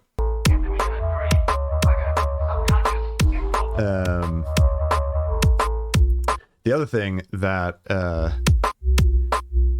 if you know Pythias did a really cool masterclass, I think with like Cubase. I can't remember who it was, but he did a really cool masterclass, which was really interesting. Or maybe it might have been Black Sound Empire, but anyway, one of them, they've both done masterclasses, because I think they're both Cubase producers. But one of the things that was really interesting for just that he was talking about, I think it was Pythias, for just like maintaining the energy of a drum and bass track all the way throughout, is always changing up the hi-hats. So always having different just different subtle tweaks to the hi-hats coming in and out all the time. So like you know, you got your initial drum pattern, which actually, to be fair, there's not really a ton of hats going on at all. But like just, which is totally cool on the drop. But then adding in stuff, changing, like, you know, adding chorus, like subtle chorus or reverb or spreading or whatever, to just constantly be changing the vibe of the hi-hats and keeping the energy high. Because like that's, I think, you know, that's like with drum and bass, that's like the thing, is just like, how do you keep the energy so high for the whole track? So yeah, otherwise, I mean, I think like sounds good mixing wise, sounds really good mixing wise. I dig the sample. And then just, you know, the other thing is just like, which I always have to kind of remember to do myself, is just layers and layers and layers. Like it may not sound like there's tons of layers, but just like, I mean, layer everything. Like there's 5 different snares in this track, or 4, no, 5. You know, everything has a secondary layer to it. Even the bass has layers, like these effects layers. Like that's like, it's really subtle, but it's there. So anyway, yeah, but otherwise, I mean, that's a dope sketch of an idea there. Yeah.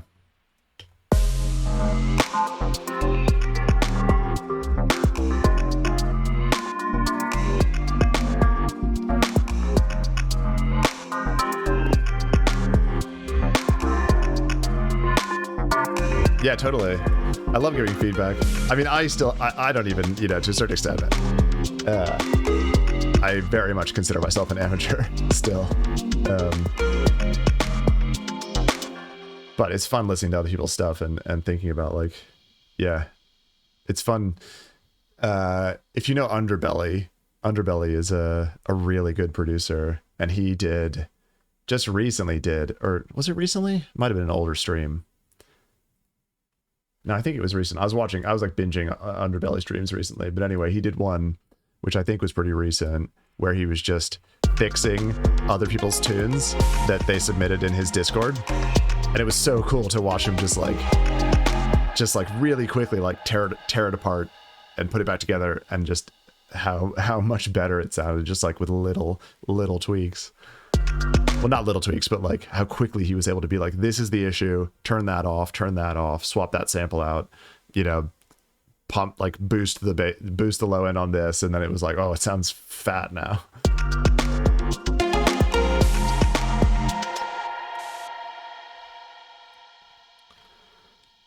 Close all of this down. Get rid of you.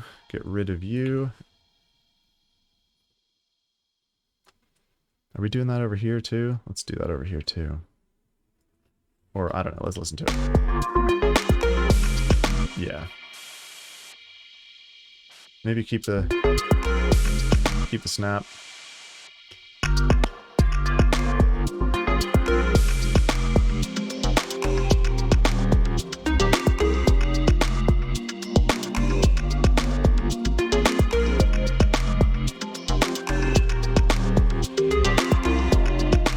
I think this lead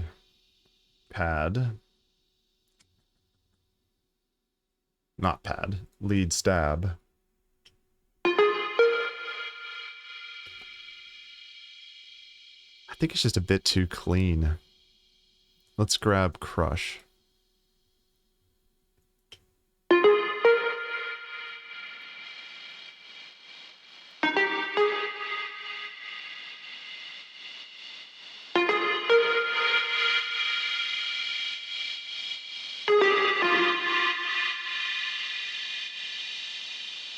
That's really pushing the low end.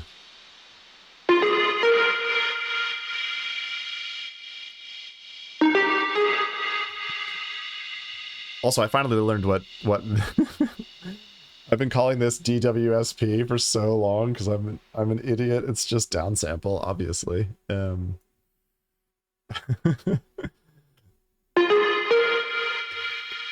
Let's see what kind of presets we got here. Grinding.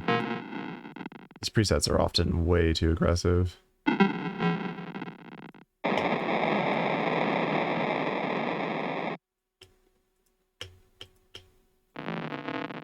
Yeah, they're more like sound design. Let's just grab the Ableton saturator. Just try saturating it a bit.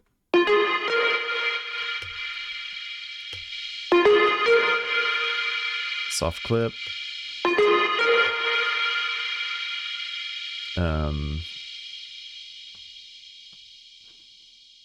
Turn the output down.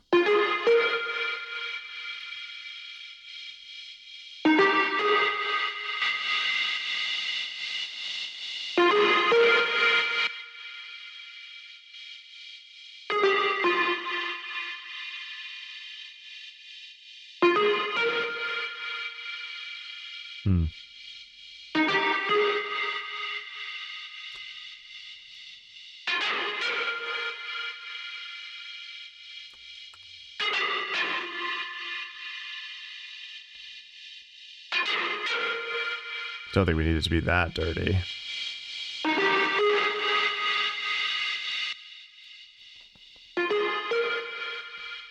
Just a little analog clipping.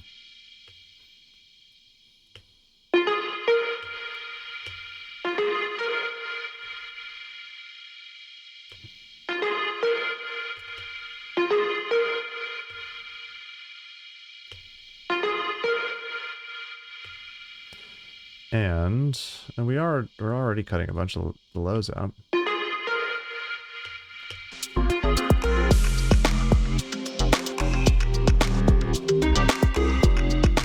It's almost imperceptible in the mix, isn't it? Oh no, it gives it a lot more. It gives a lot more presence, actually, I think. I swear. You gonna fail again? Just mute that so it's not bothering everyone.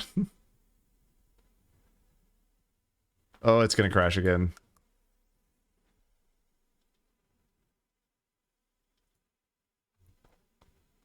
Man, I do not know what plugin is doing that, but it's really frustrating.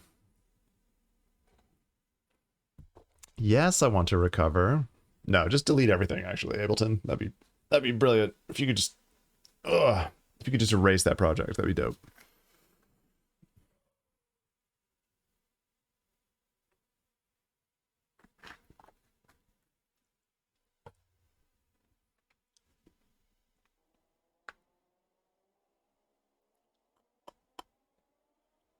Okay. Quick save.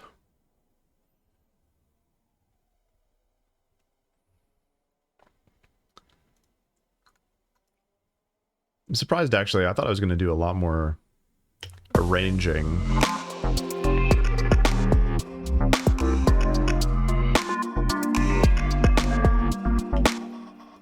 I thought I was going to change up the song structure a lot more than I have done in this stream. Actually pretty happy with the structure. I think this second bit does still need work structurally.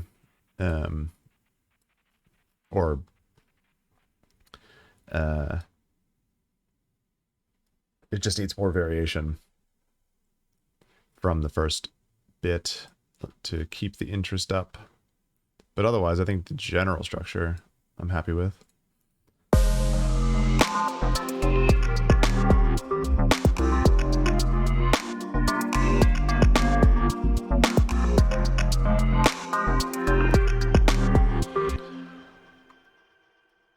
Let's cut some of these hats out on these single kicks.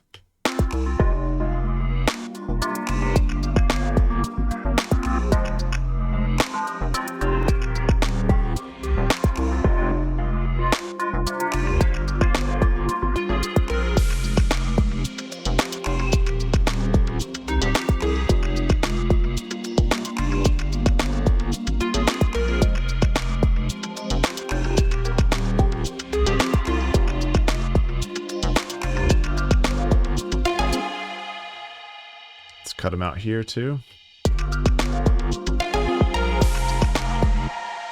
Bring these back too.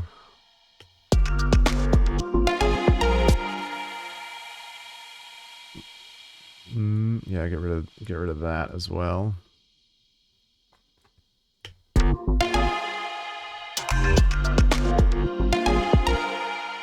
Maybe bring it back even further, like drop it out here. There we go.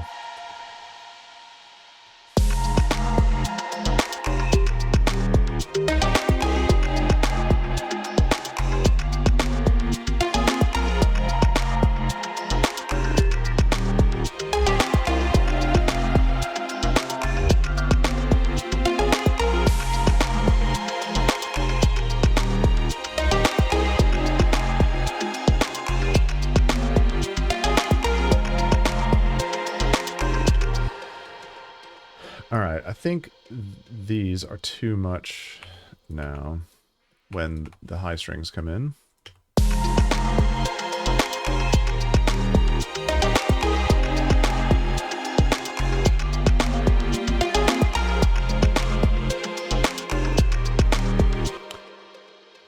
It sounds a bit empty without them. Let's just turn them down. Let's grab ourselves a utility.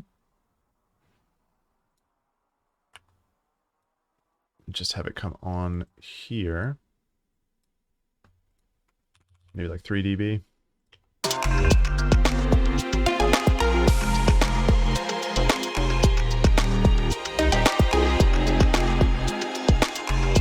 Yeah, that's better.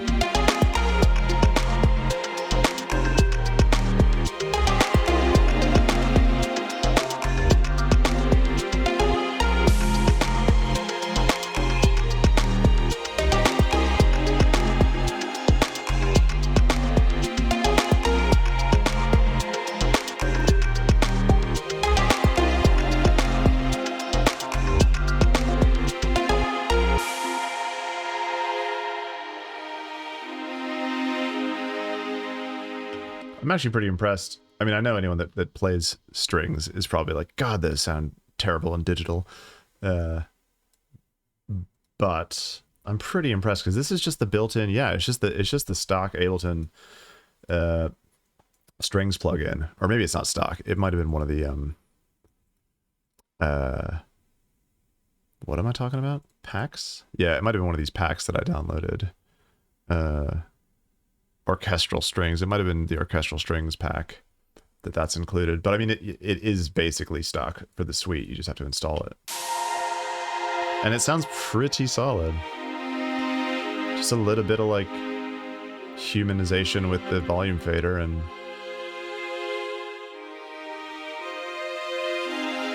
I think you could fool most people. So I think for the outro we just want to like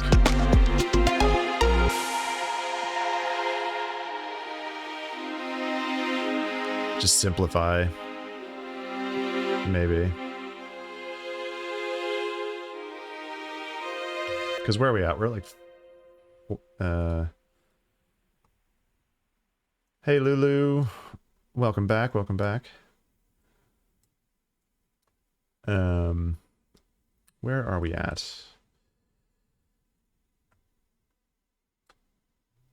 Like not even 4:45. Time-wise, probably like 4.5, which is probably a reasonable amount for this tune.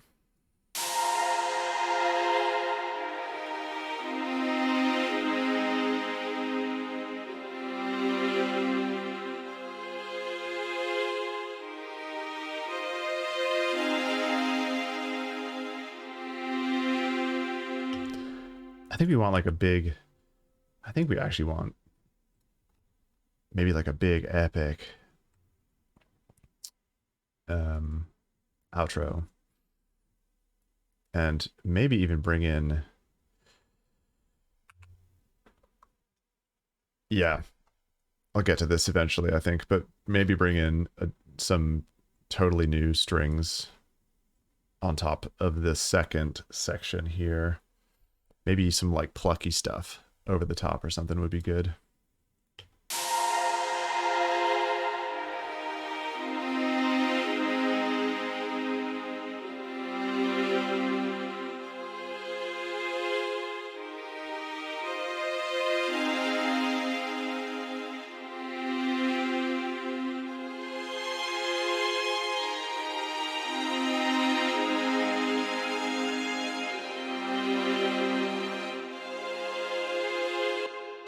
Let's put more reverb on this bit, because like it sounds okay in the mix, but when they're exposed... Cool. Thanks, Zyorb. Yeah, maybe we'll see you in a bit later. Have fun. What was I gonna say? Oh yeah, because it's warped so much, it sounds very digital, this sample. And like that's about as good as I've been able to get it, even with...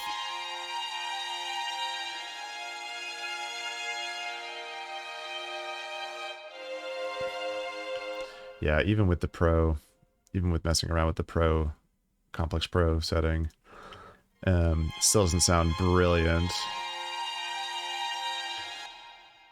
So it's okay in the mix, but it's not great when it's super exposed. So maybe let's actually grab Splice.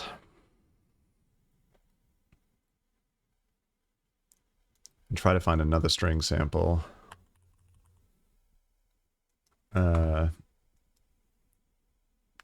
That we don't have to warp so aggressively over the top, so it sounds less poo.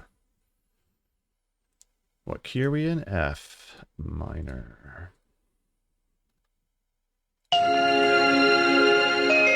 Oh, that sounds terrible.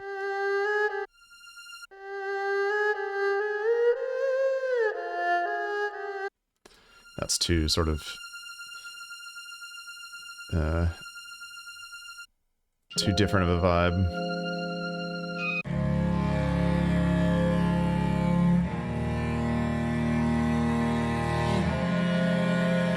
I kind of like that. That sounds... It could be fun for an outro. Let's just grab that. I might chop that up and use that as like the plucky stuff over the second section.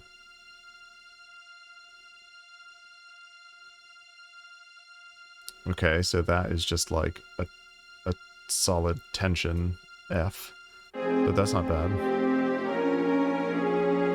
No, that's too cinematic.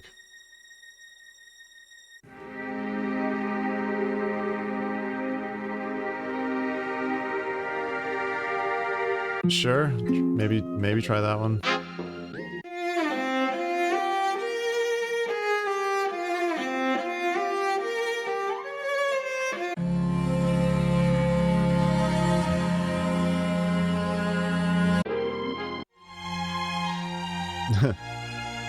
I think that's the original sample that we've chopped to bits in this tune.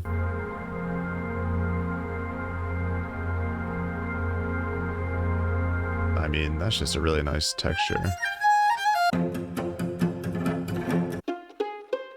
Okay, that's probably plenty of stuff to play with for now.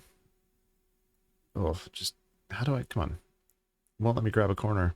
I just don't want it to be so big. Get out of the way. There we go. Gotta be able to see the chat. Okay. That's dope, actually, as a texture layer. Let's chuck that in the breakdown here, maybe? Turn it way down.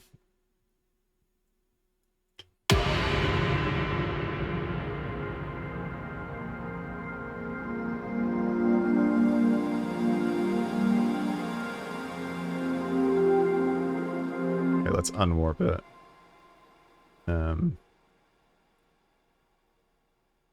and then warp it again so it's not stretched, and then we can loop it out.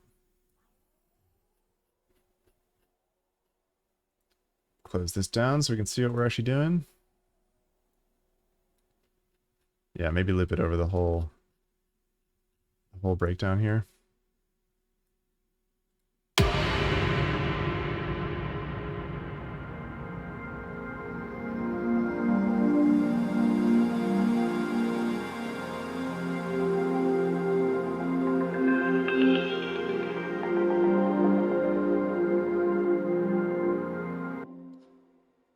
I think I want to filter out the high bit of this pad after it fades in.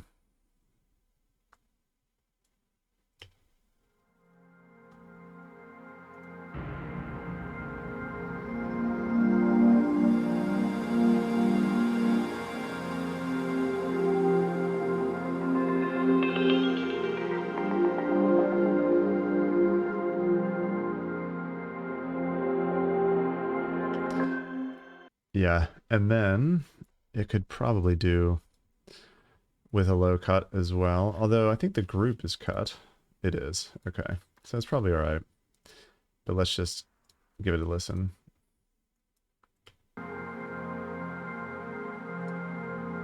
Okay, so the group's already cut at 120, so...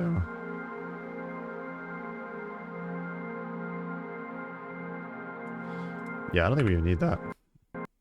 Oh, come on with this.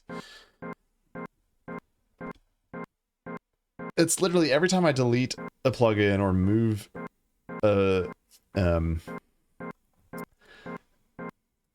a channel or something, or do anything when the audio is playing, it's just like, no thanks, crash. And it's seriously only this project that I have that problem with.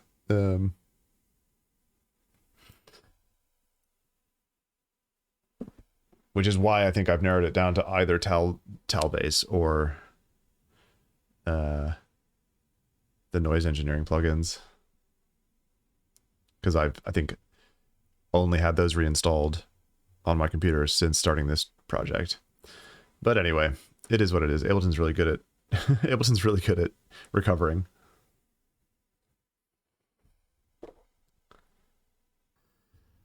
I muted Ableton, yeah, when it crashed last time. So I have just been talking over no music since I rebooted it. Ugh. That's what I get. That's what I get for having a screen up in front of OBS. That must have been real funny for everyone that was coming in and out of the stream right then. Can imagine none of them felt like sticking around. Well, these are the kinds of things you can do after the fact in VODs. You can cut out dumb shit like that, so you look like you know what you're doing. Right. Where were we?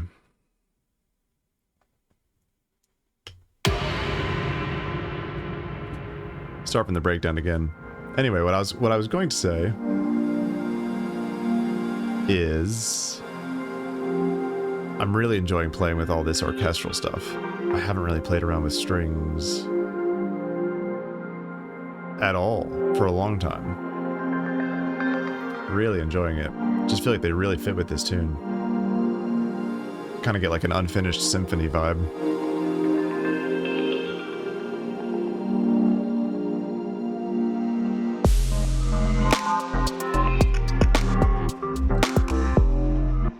I think we need to fade this tension out here.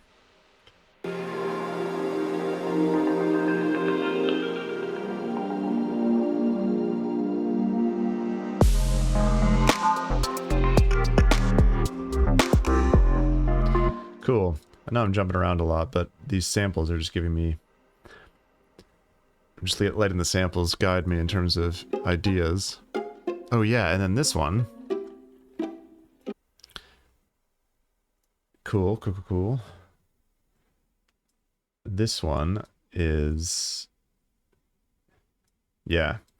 I was thinking let's give it its own track and maybe chop it up over top of this second section here.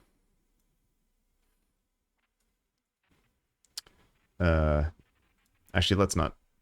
Let's focus on the outro a little bit more. I kind of want to get this into a really cool, get the outro into a cool place. For starters. That must have been a sample for something else I was working on.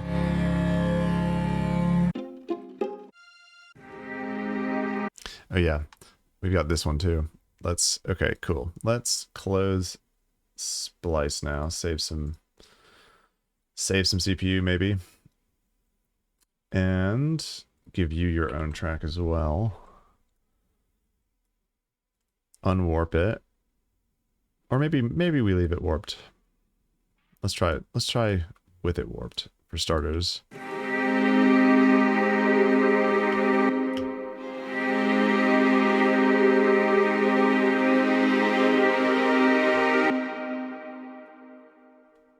What is going on there?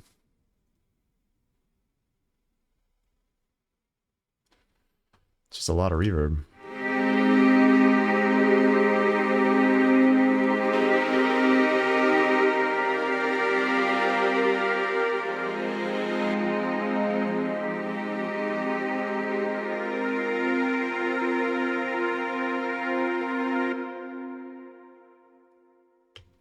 I did not think I had that much reverb on the group, but apparently we do.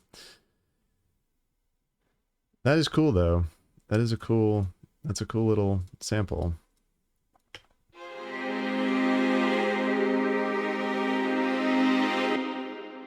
I think it's too much coming in immediately though.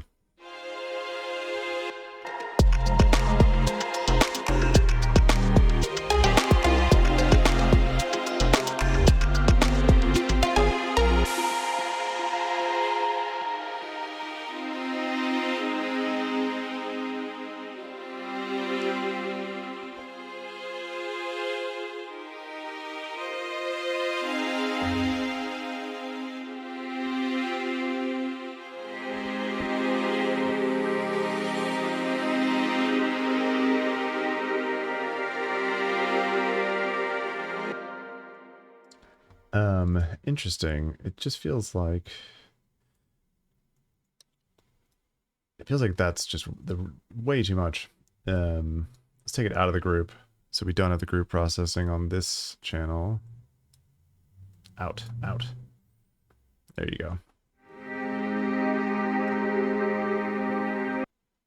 Yeah, because it sounds like that sample just already has tons of reverb on it.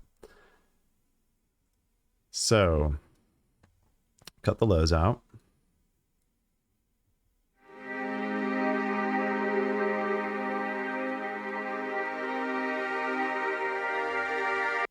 Maybe let's copy this hybrid reverb onto here and just really dial it back.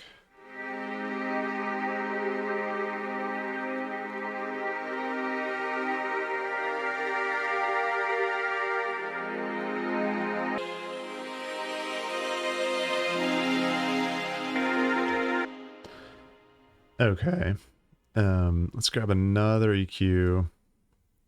Do a little bit more surgical EQing on this because it just sounds very mids heavy.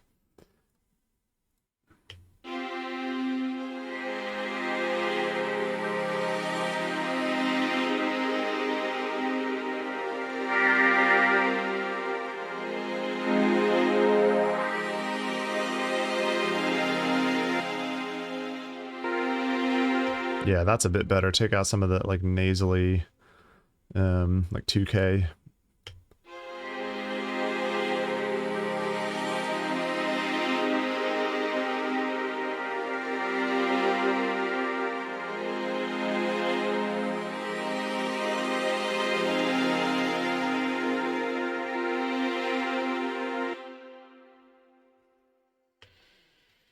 And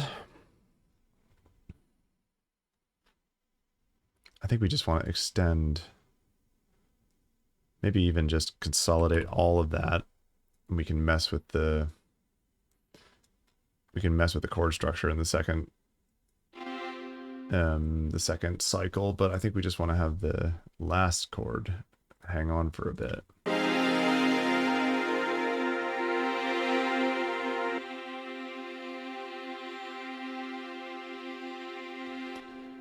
And we can crank up the dry wet on the reverb, the dry wet on this sample, on the way out.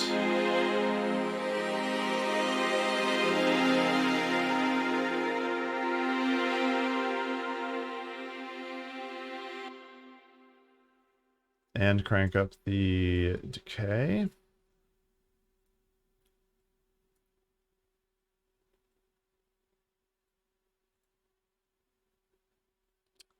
Come on now. There we go.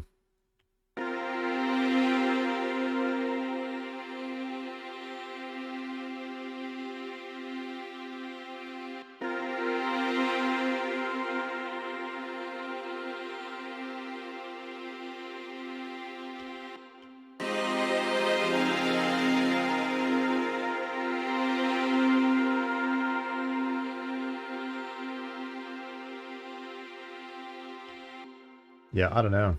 I feel like I'm writing a totally new track now, but I'm just really enjoying this.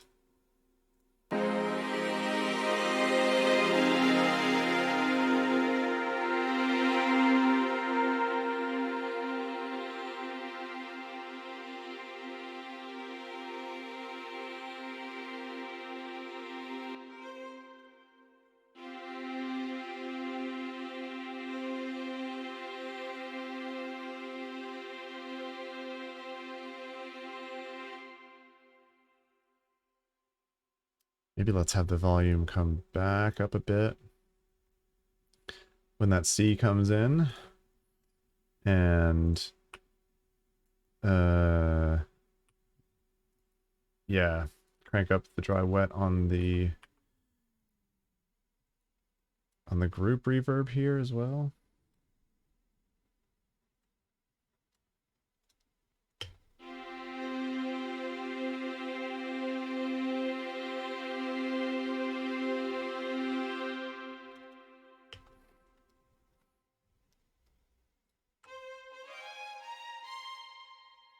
Very cool. This makes me want to, like, I don't know, score a film or something. It's just so much fun doing this sort of orchestral sound design.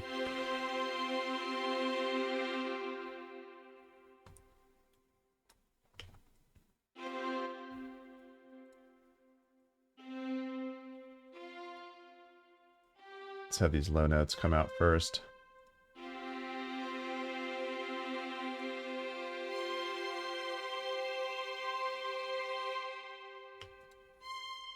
Bring the attack down.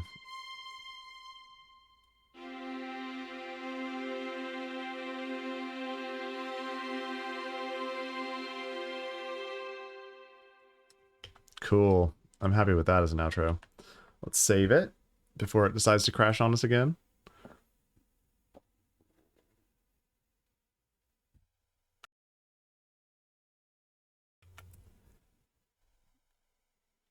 Cool. Now, let's go back to the breakdown, because I'm pretty happy with, actually let's start from the very beginning, because there's some volume stuff going on in this intro, or there's a big discrepancy rather between this section and this section volume wise, so let's try and even that out.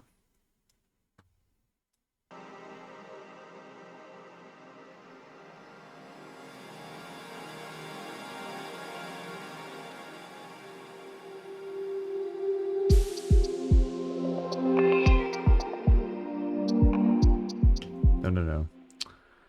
We've got the brake pad over that whole section too.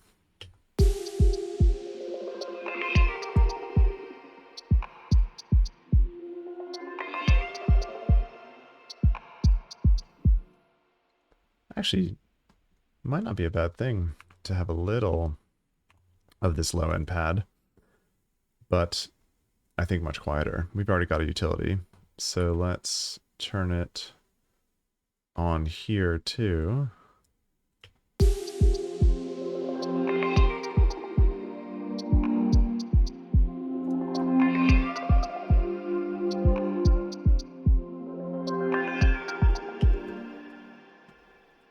Let's duplicate this channel, this pad channel.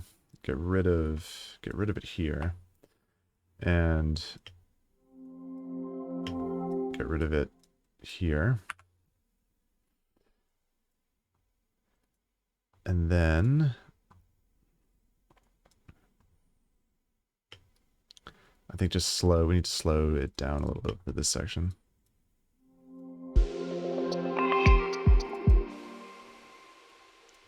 Just there we go.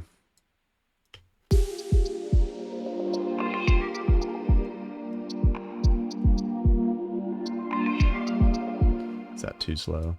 Might be too slow.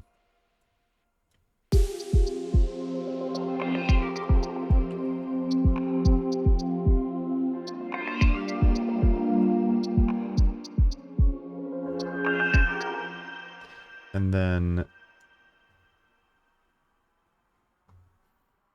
yeah, I think let's just have it there, maybe. And change up these chords again.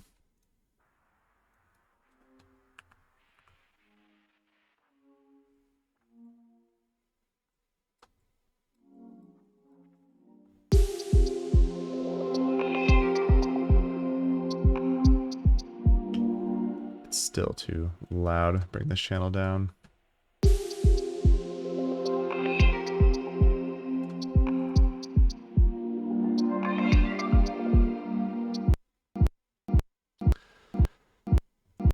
Oh man, can't even put an EQ on a channel without it freezing.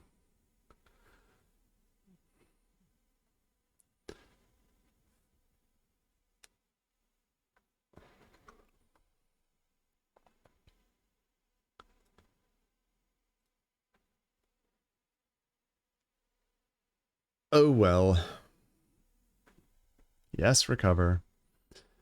We'll get there in the end. It's worth it. It's worth it sticking with this glitchy track, or this glitchy project, because I'm just enjoying it so much.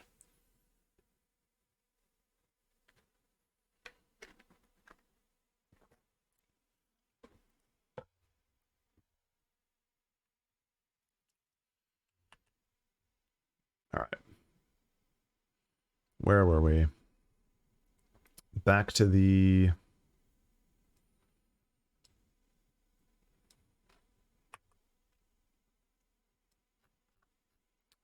Back to this pad here. EQ. For the utility. Cut out more lows.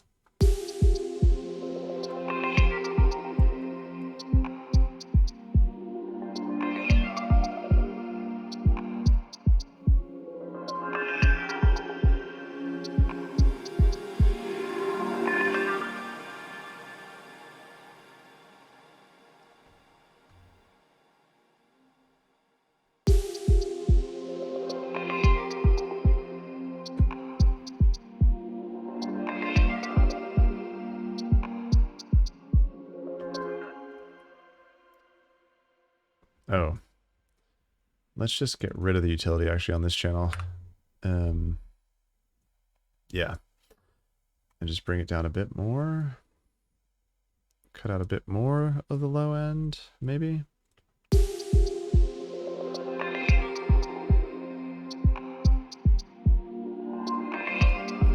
Maybe put that reverb back on it.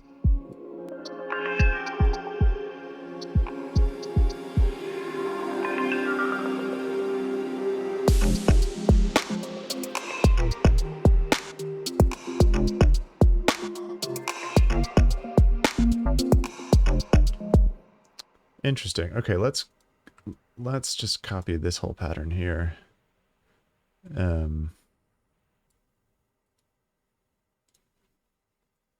For starters, oh no, let's not do that. Consolidate this bit, then loop it out. To is that where the strings come in? Yeah, I think.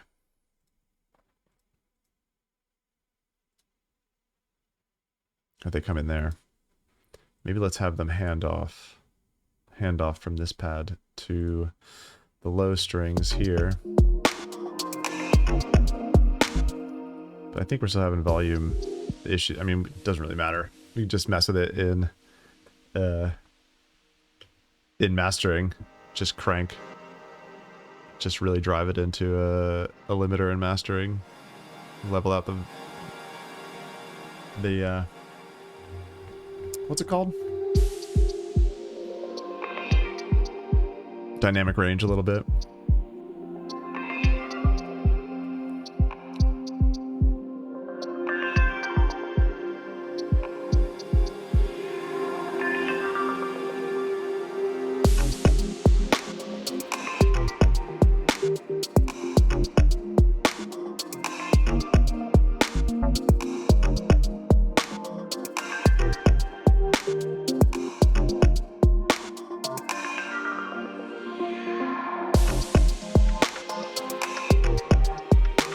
Okay, cool. Actually, the dynamic range doesn't sound as extreme as it did in the version that I uploaded to YouTube. So fine, maybe that's just YouTube compression or something messing with it.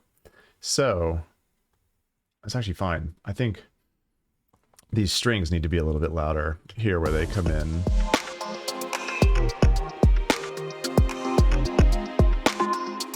We've got, oh yeah, we've got two different utilities. Oh yeah, we've got a big fade. It's just...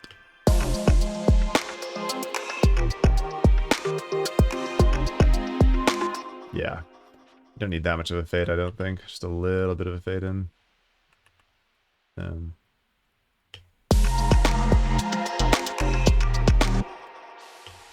Cool.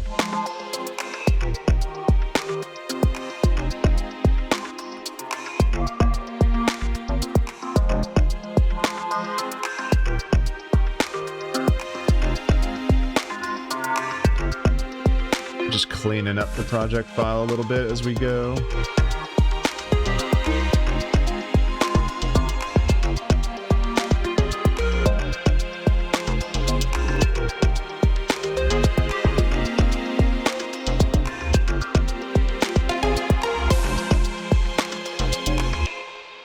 Okay, this lead layer, the reverb's kind of getting swallowed and losing a lot of its losing a lot of the excitement on it, I think, in here. I think it's being swallowed by the high strings.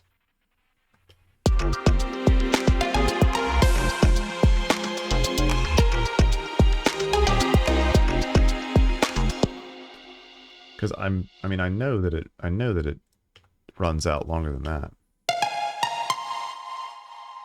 Ah, but so that's maybe this high cut. Yeah. Let's let the highs of the reverb sing out a bit.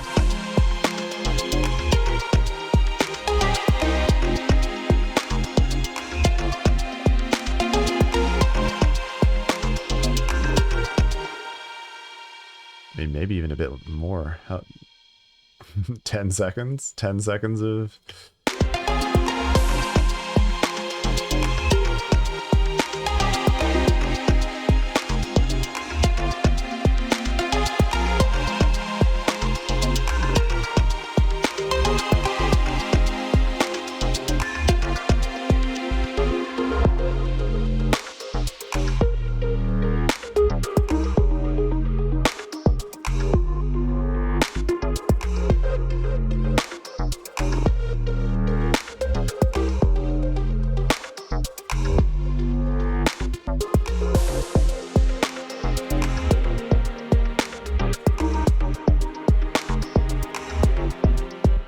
Okay, this needs a little bit of work. I don't know if we need this low layer immediately.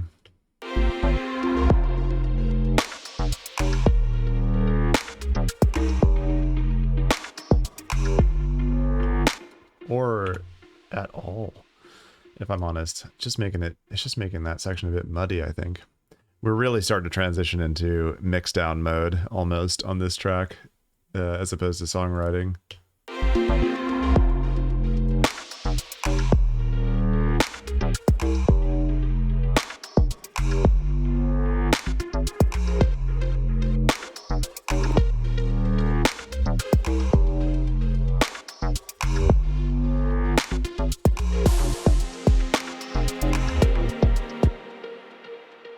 Okay, these effects got cut off, I think, when we were messing stuff around.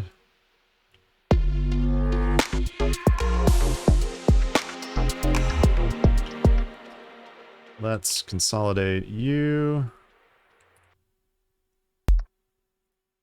Drop you down an octave, maybe?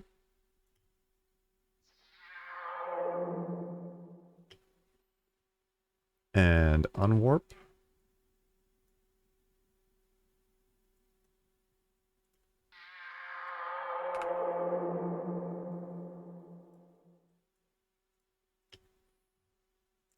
Is the whole group being cut? Yeah.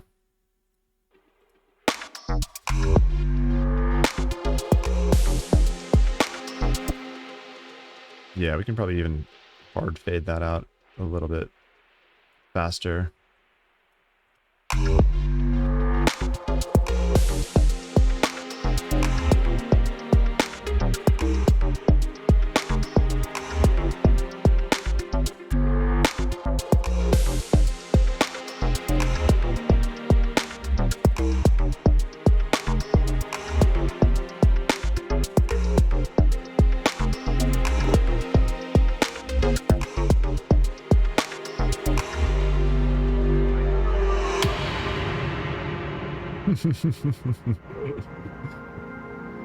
Such a dramatic breakdown.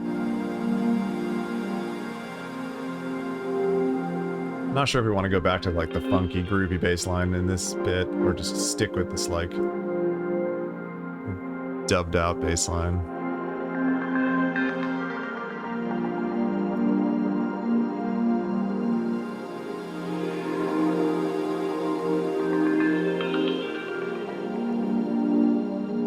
I can't believe we've been live for almost 3 hours.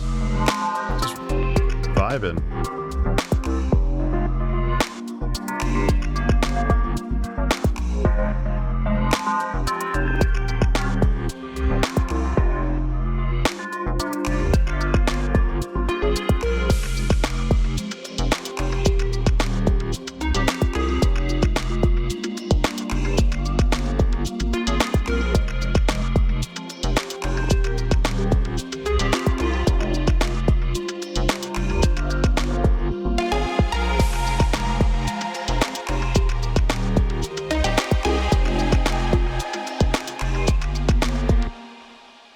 Yeah, that reverb gets epic now in the second bit. I like it. This is so quiet, you're not even able to hear that in the mix.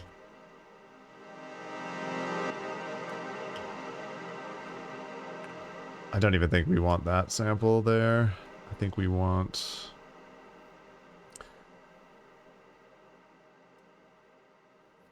what do we want? Maybe one of these washes?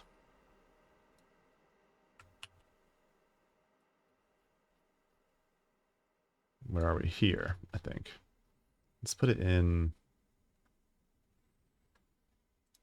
I think it's in this channel.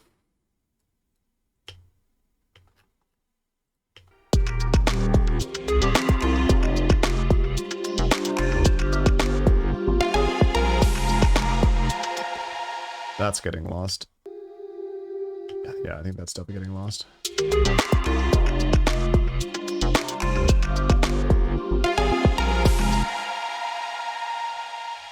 Let's consolidate. Go up an octave.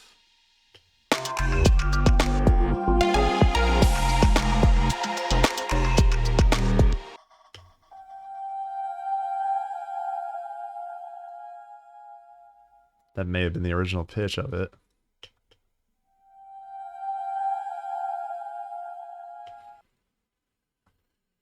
Let's do something weird. Some weird warping or something.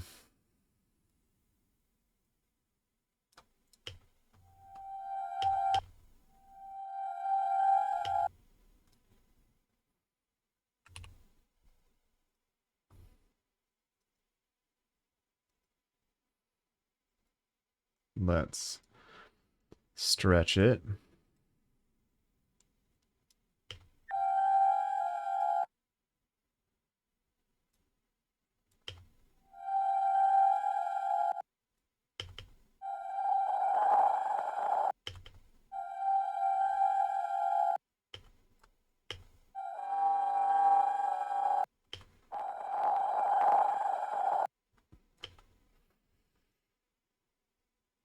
Okay, let's stretch it even more. Can I go out beyond? No? I thought you could just extend beyond the... Okay, well, whatever. Maybe if I consolidate all of that. And then... Oh, no, not that. And then stretch it out. There we go. Pitch it back down.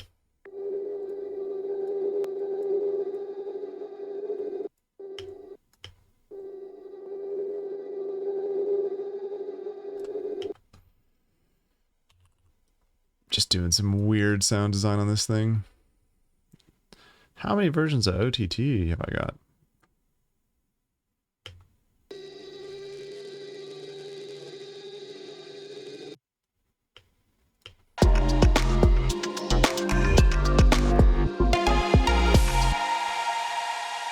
Let's compress the crap out of it. Maybe before the OTT.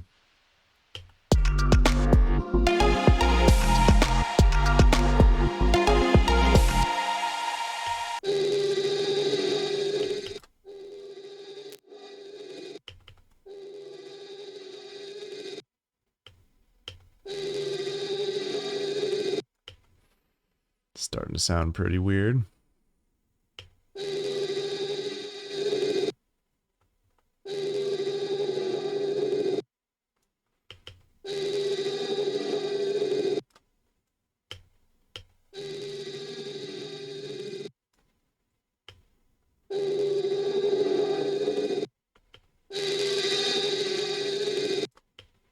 Okay.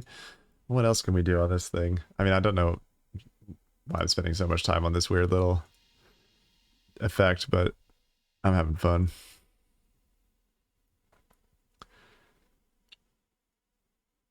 Let's see. Comb filter it.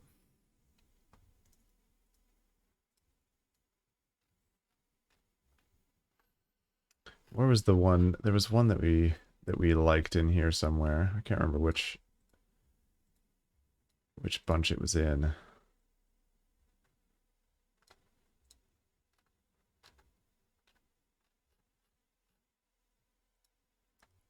Well, whatever. Let's just flip through some of these sound design ones.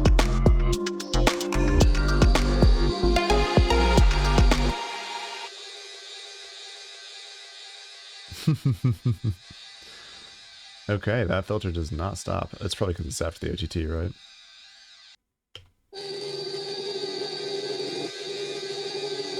Let's turn off the OTT for a second.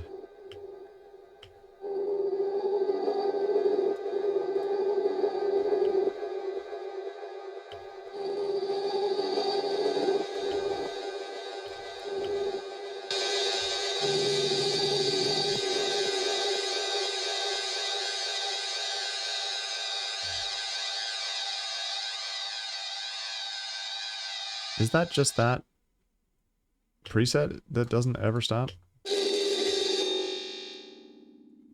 Getting some crazy stuff now.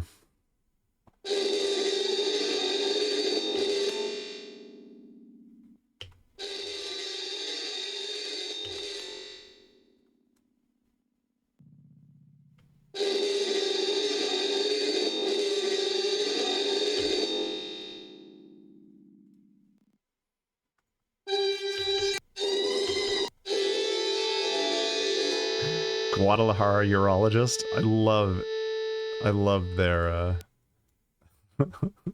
I love Nelda's preset names.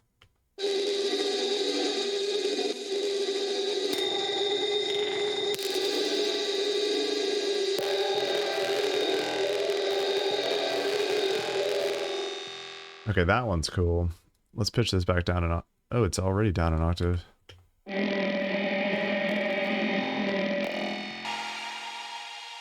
Okay, interesting.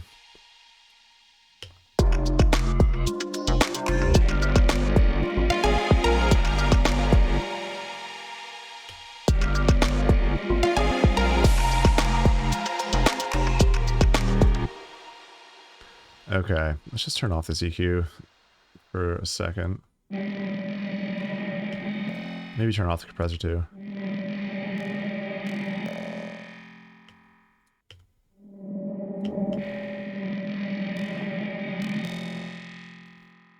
Yeah, cool. I think we don't actually need that compressor. And let's just get a clean EQ on here and just cut some lows.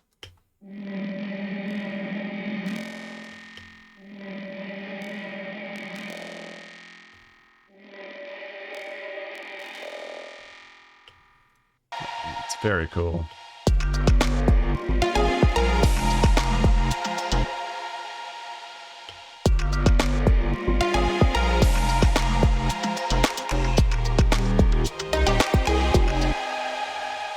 Let's resample that. Or maybe before we do that, why don't we just turn down the feedback.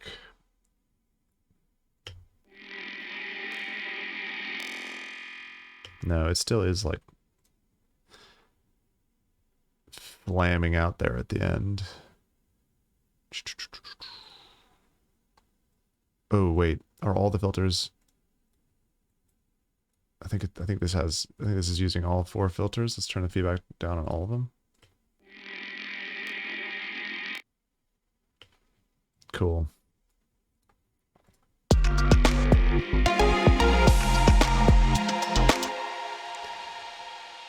Yeah, fine. Oh wait. This is why you always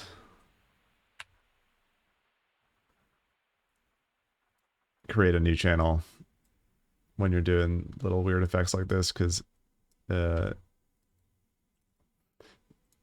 let's cut, because now we don't want all of that stuff on all of those samples. We just want it on this one. So on here, I think we just had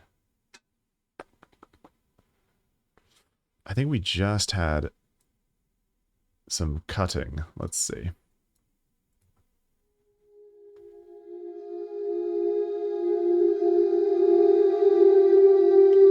And it was way quieter, wasn't it?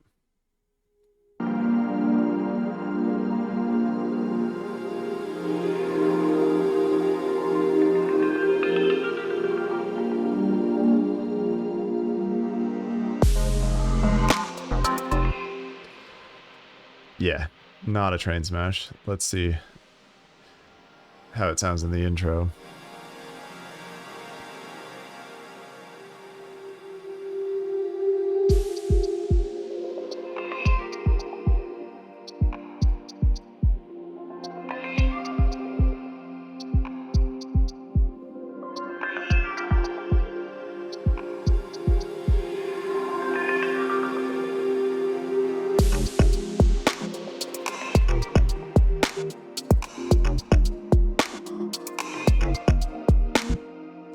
Yeah, fine.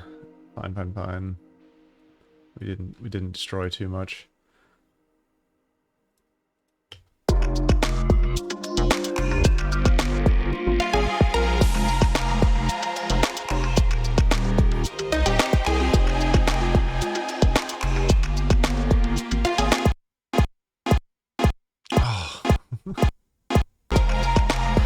Oh, it didn't crash that time. What?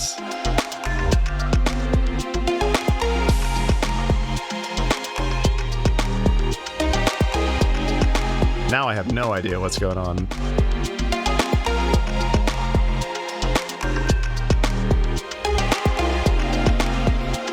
But yeah, I gotta remember with this project, it gets mad if I try to save while it's playing.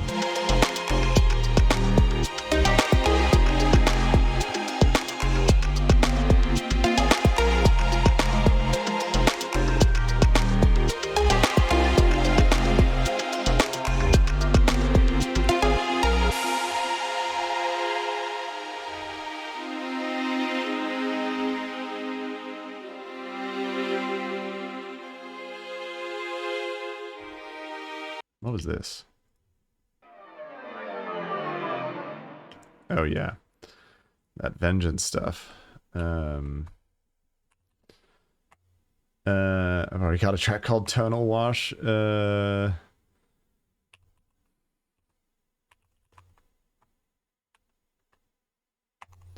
just call it Downlift. That's basically what it's doing.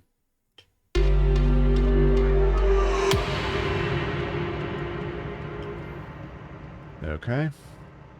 Let's make all these white too and copy it across. There we go.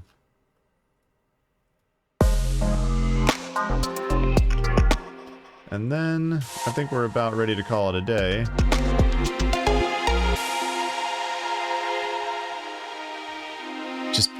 Just tweak this outro a little bit more maybe and then give it a listen from the top.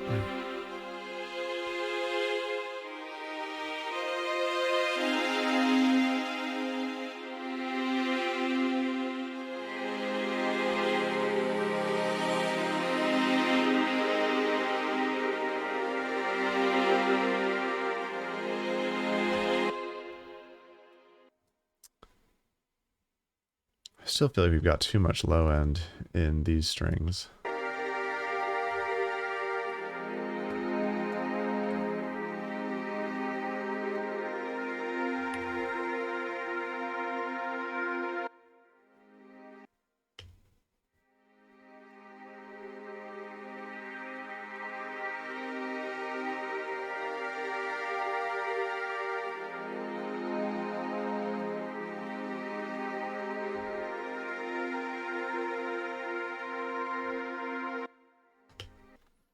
It's a little better.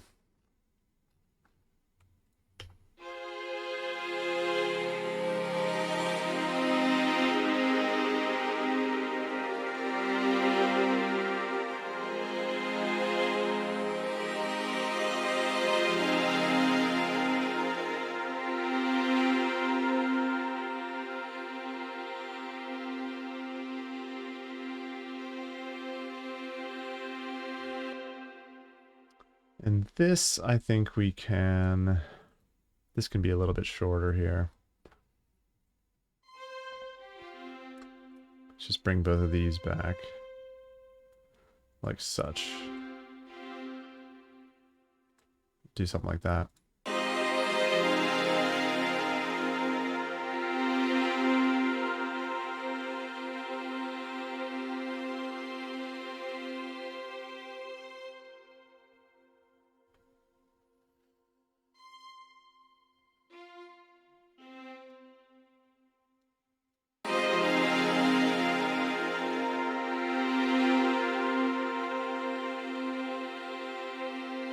I think that comes in too quickly now.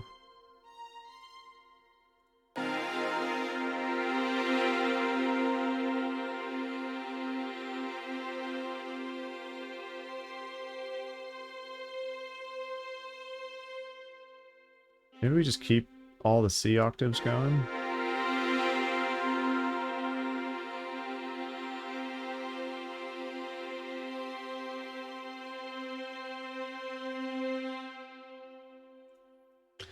Maybe something like that. Let's save it. Really happy with how much progress we've made on this today. It's starting to feel like it's getting pretty close to being a final tune. Let's give it another listen from the top.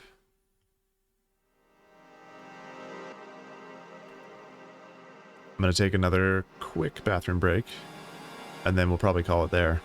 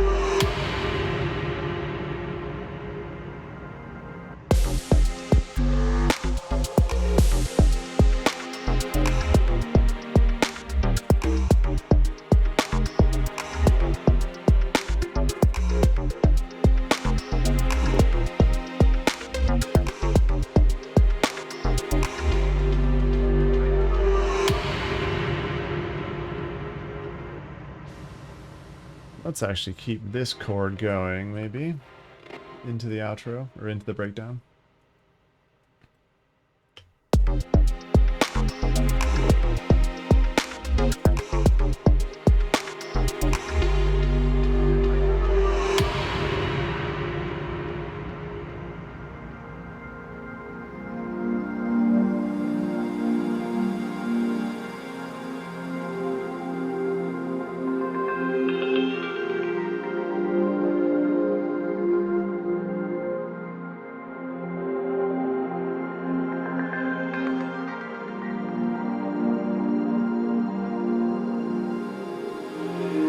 Really, I like that little high tension.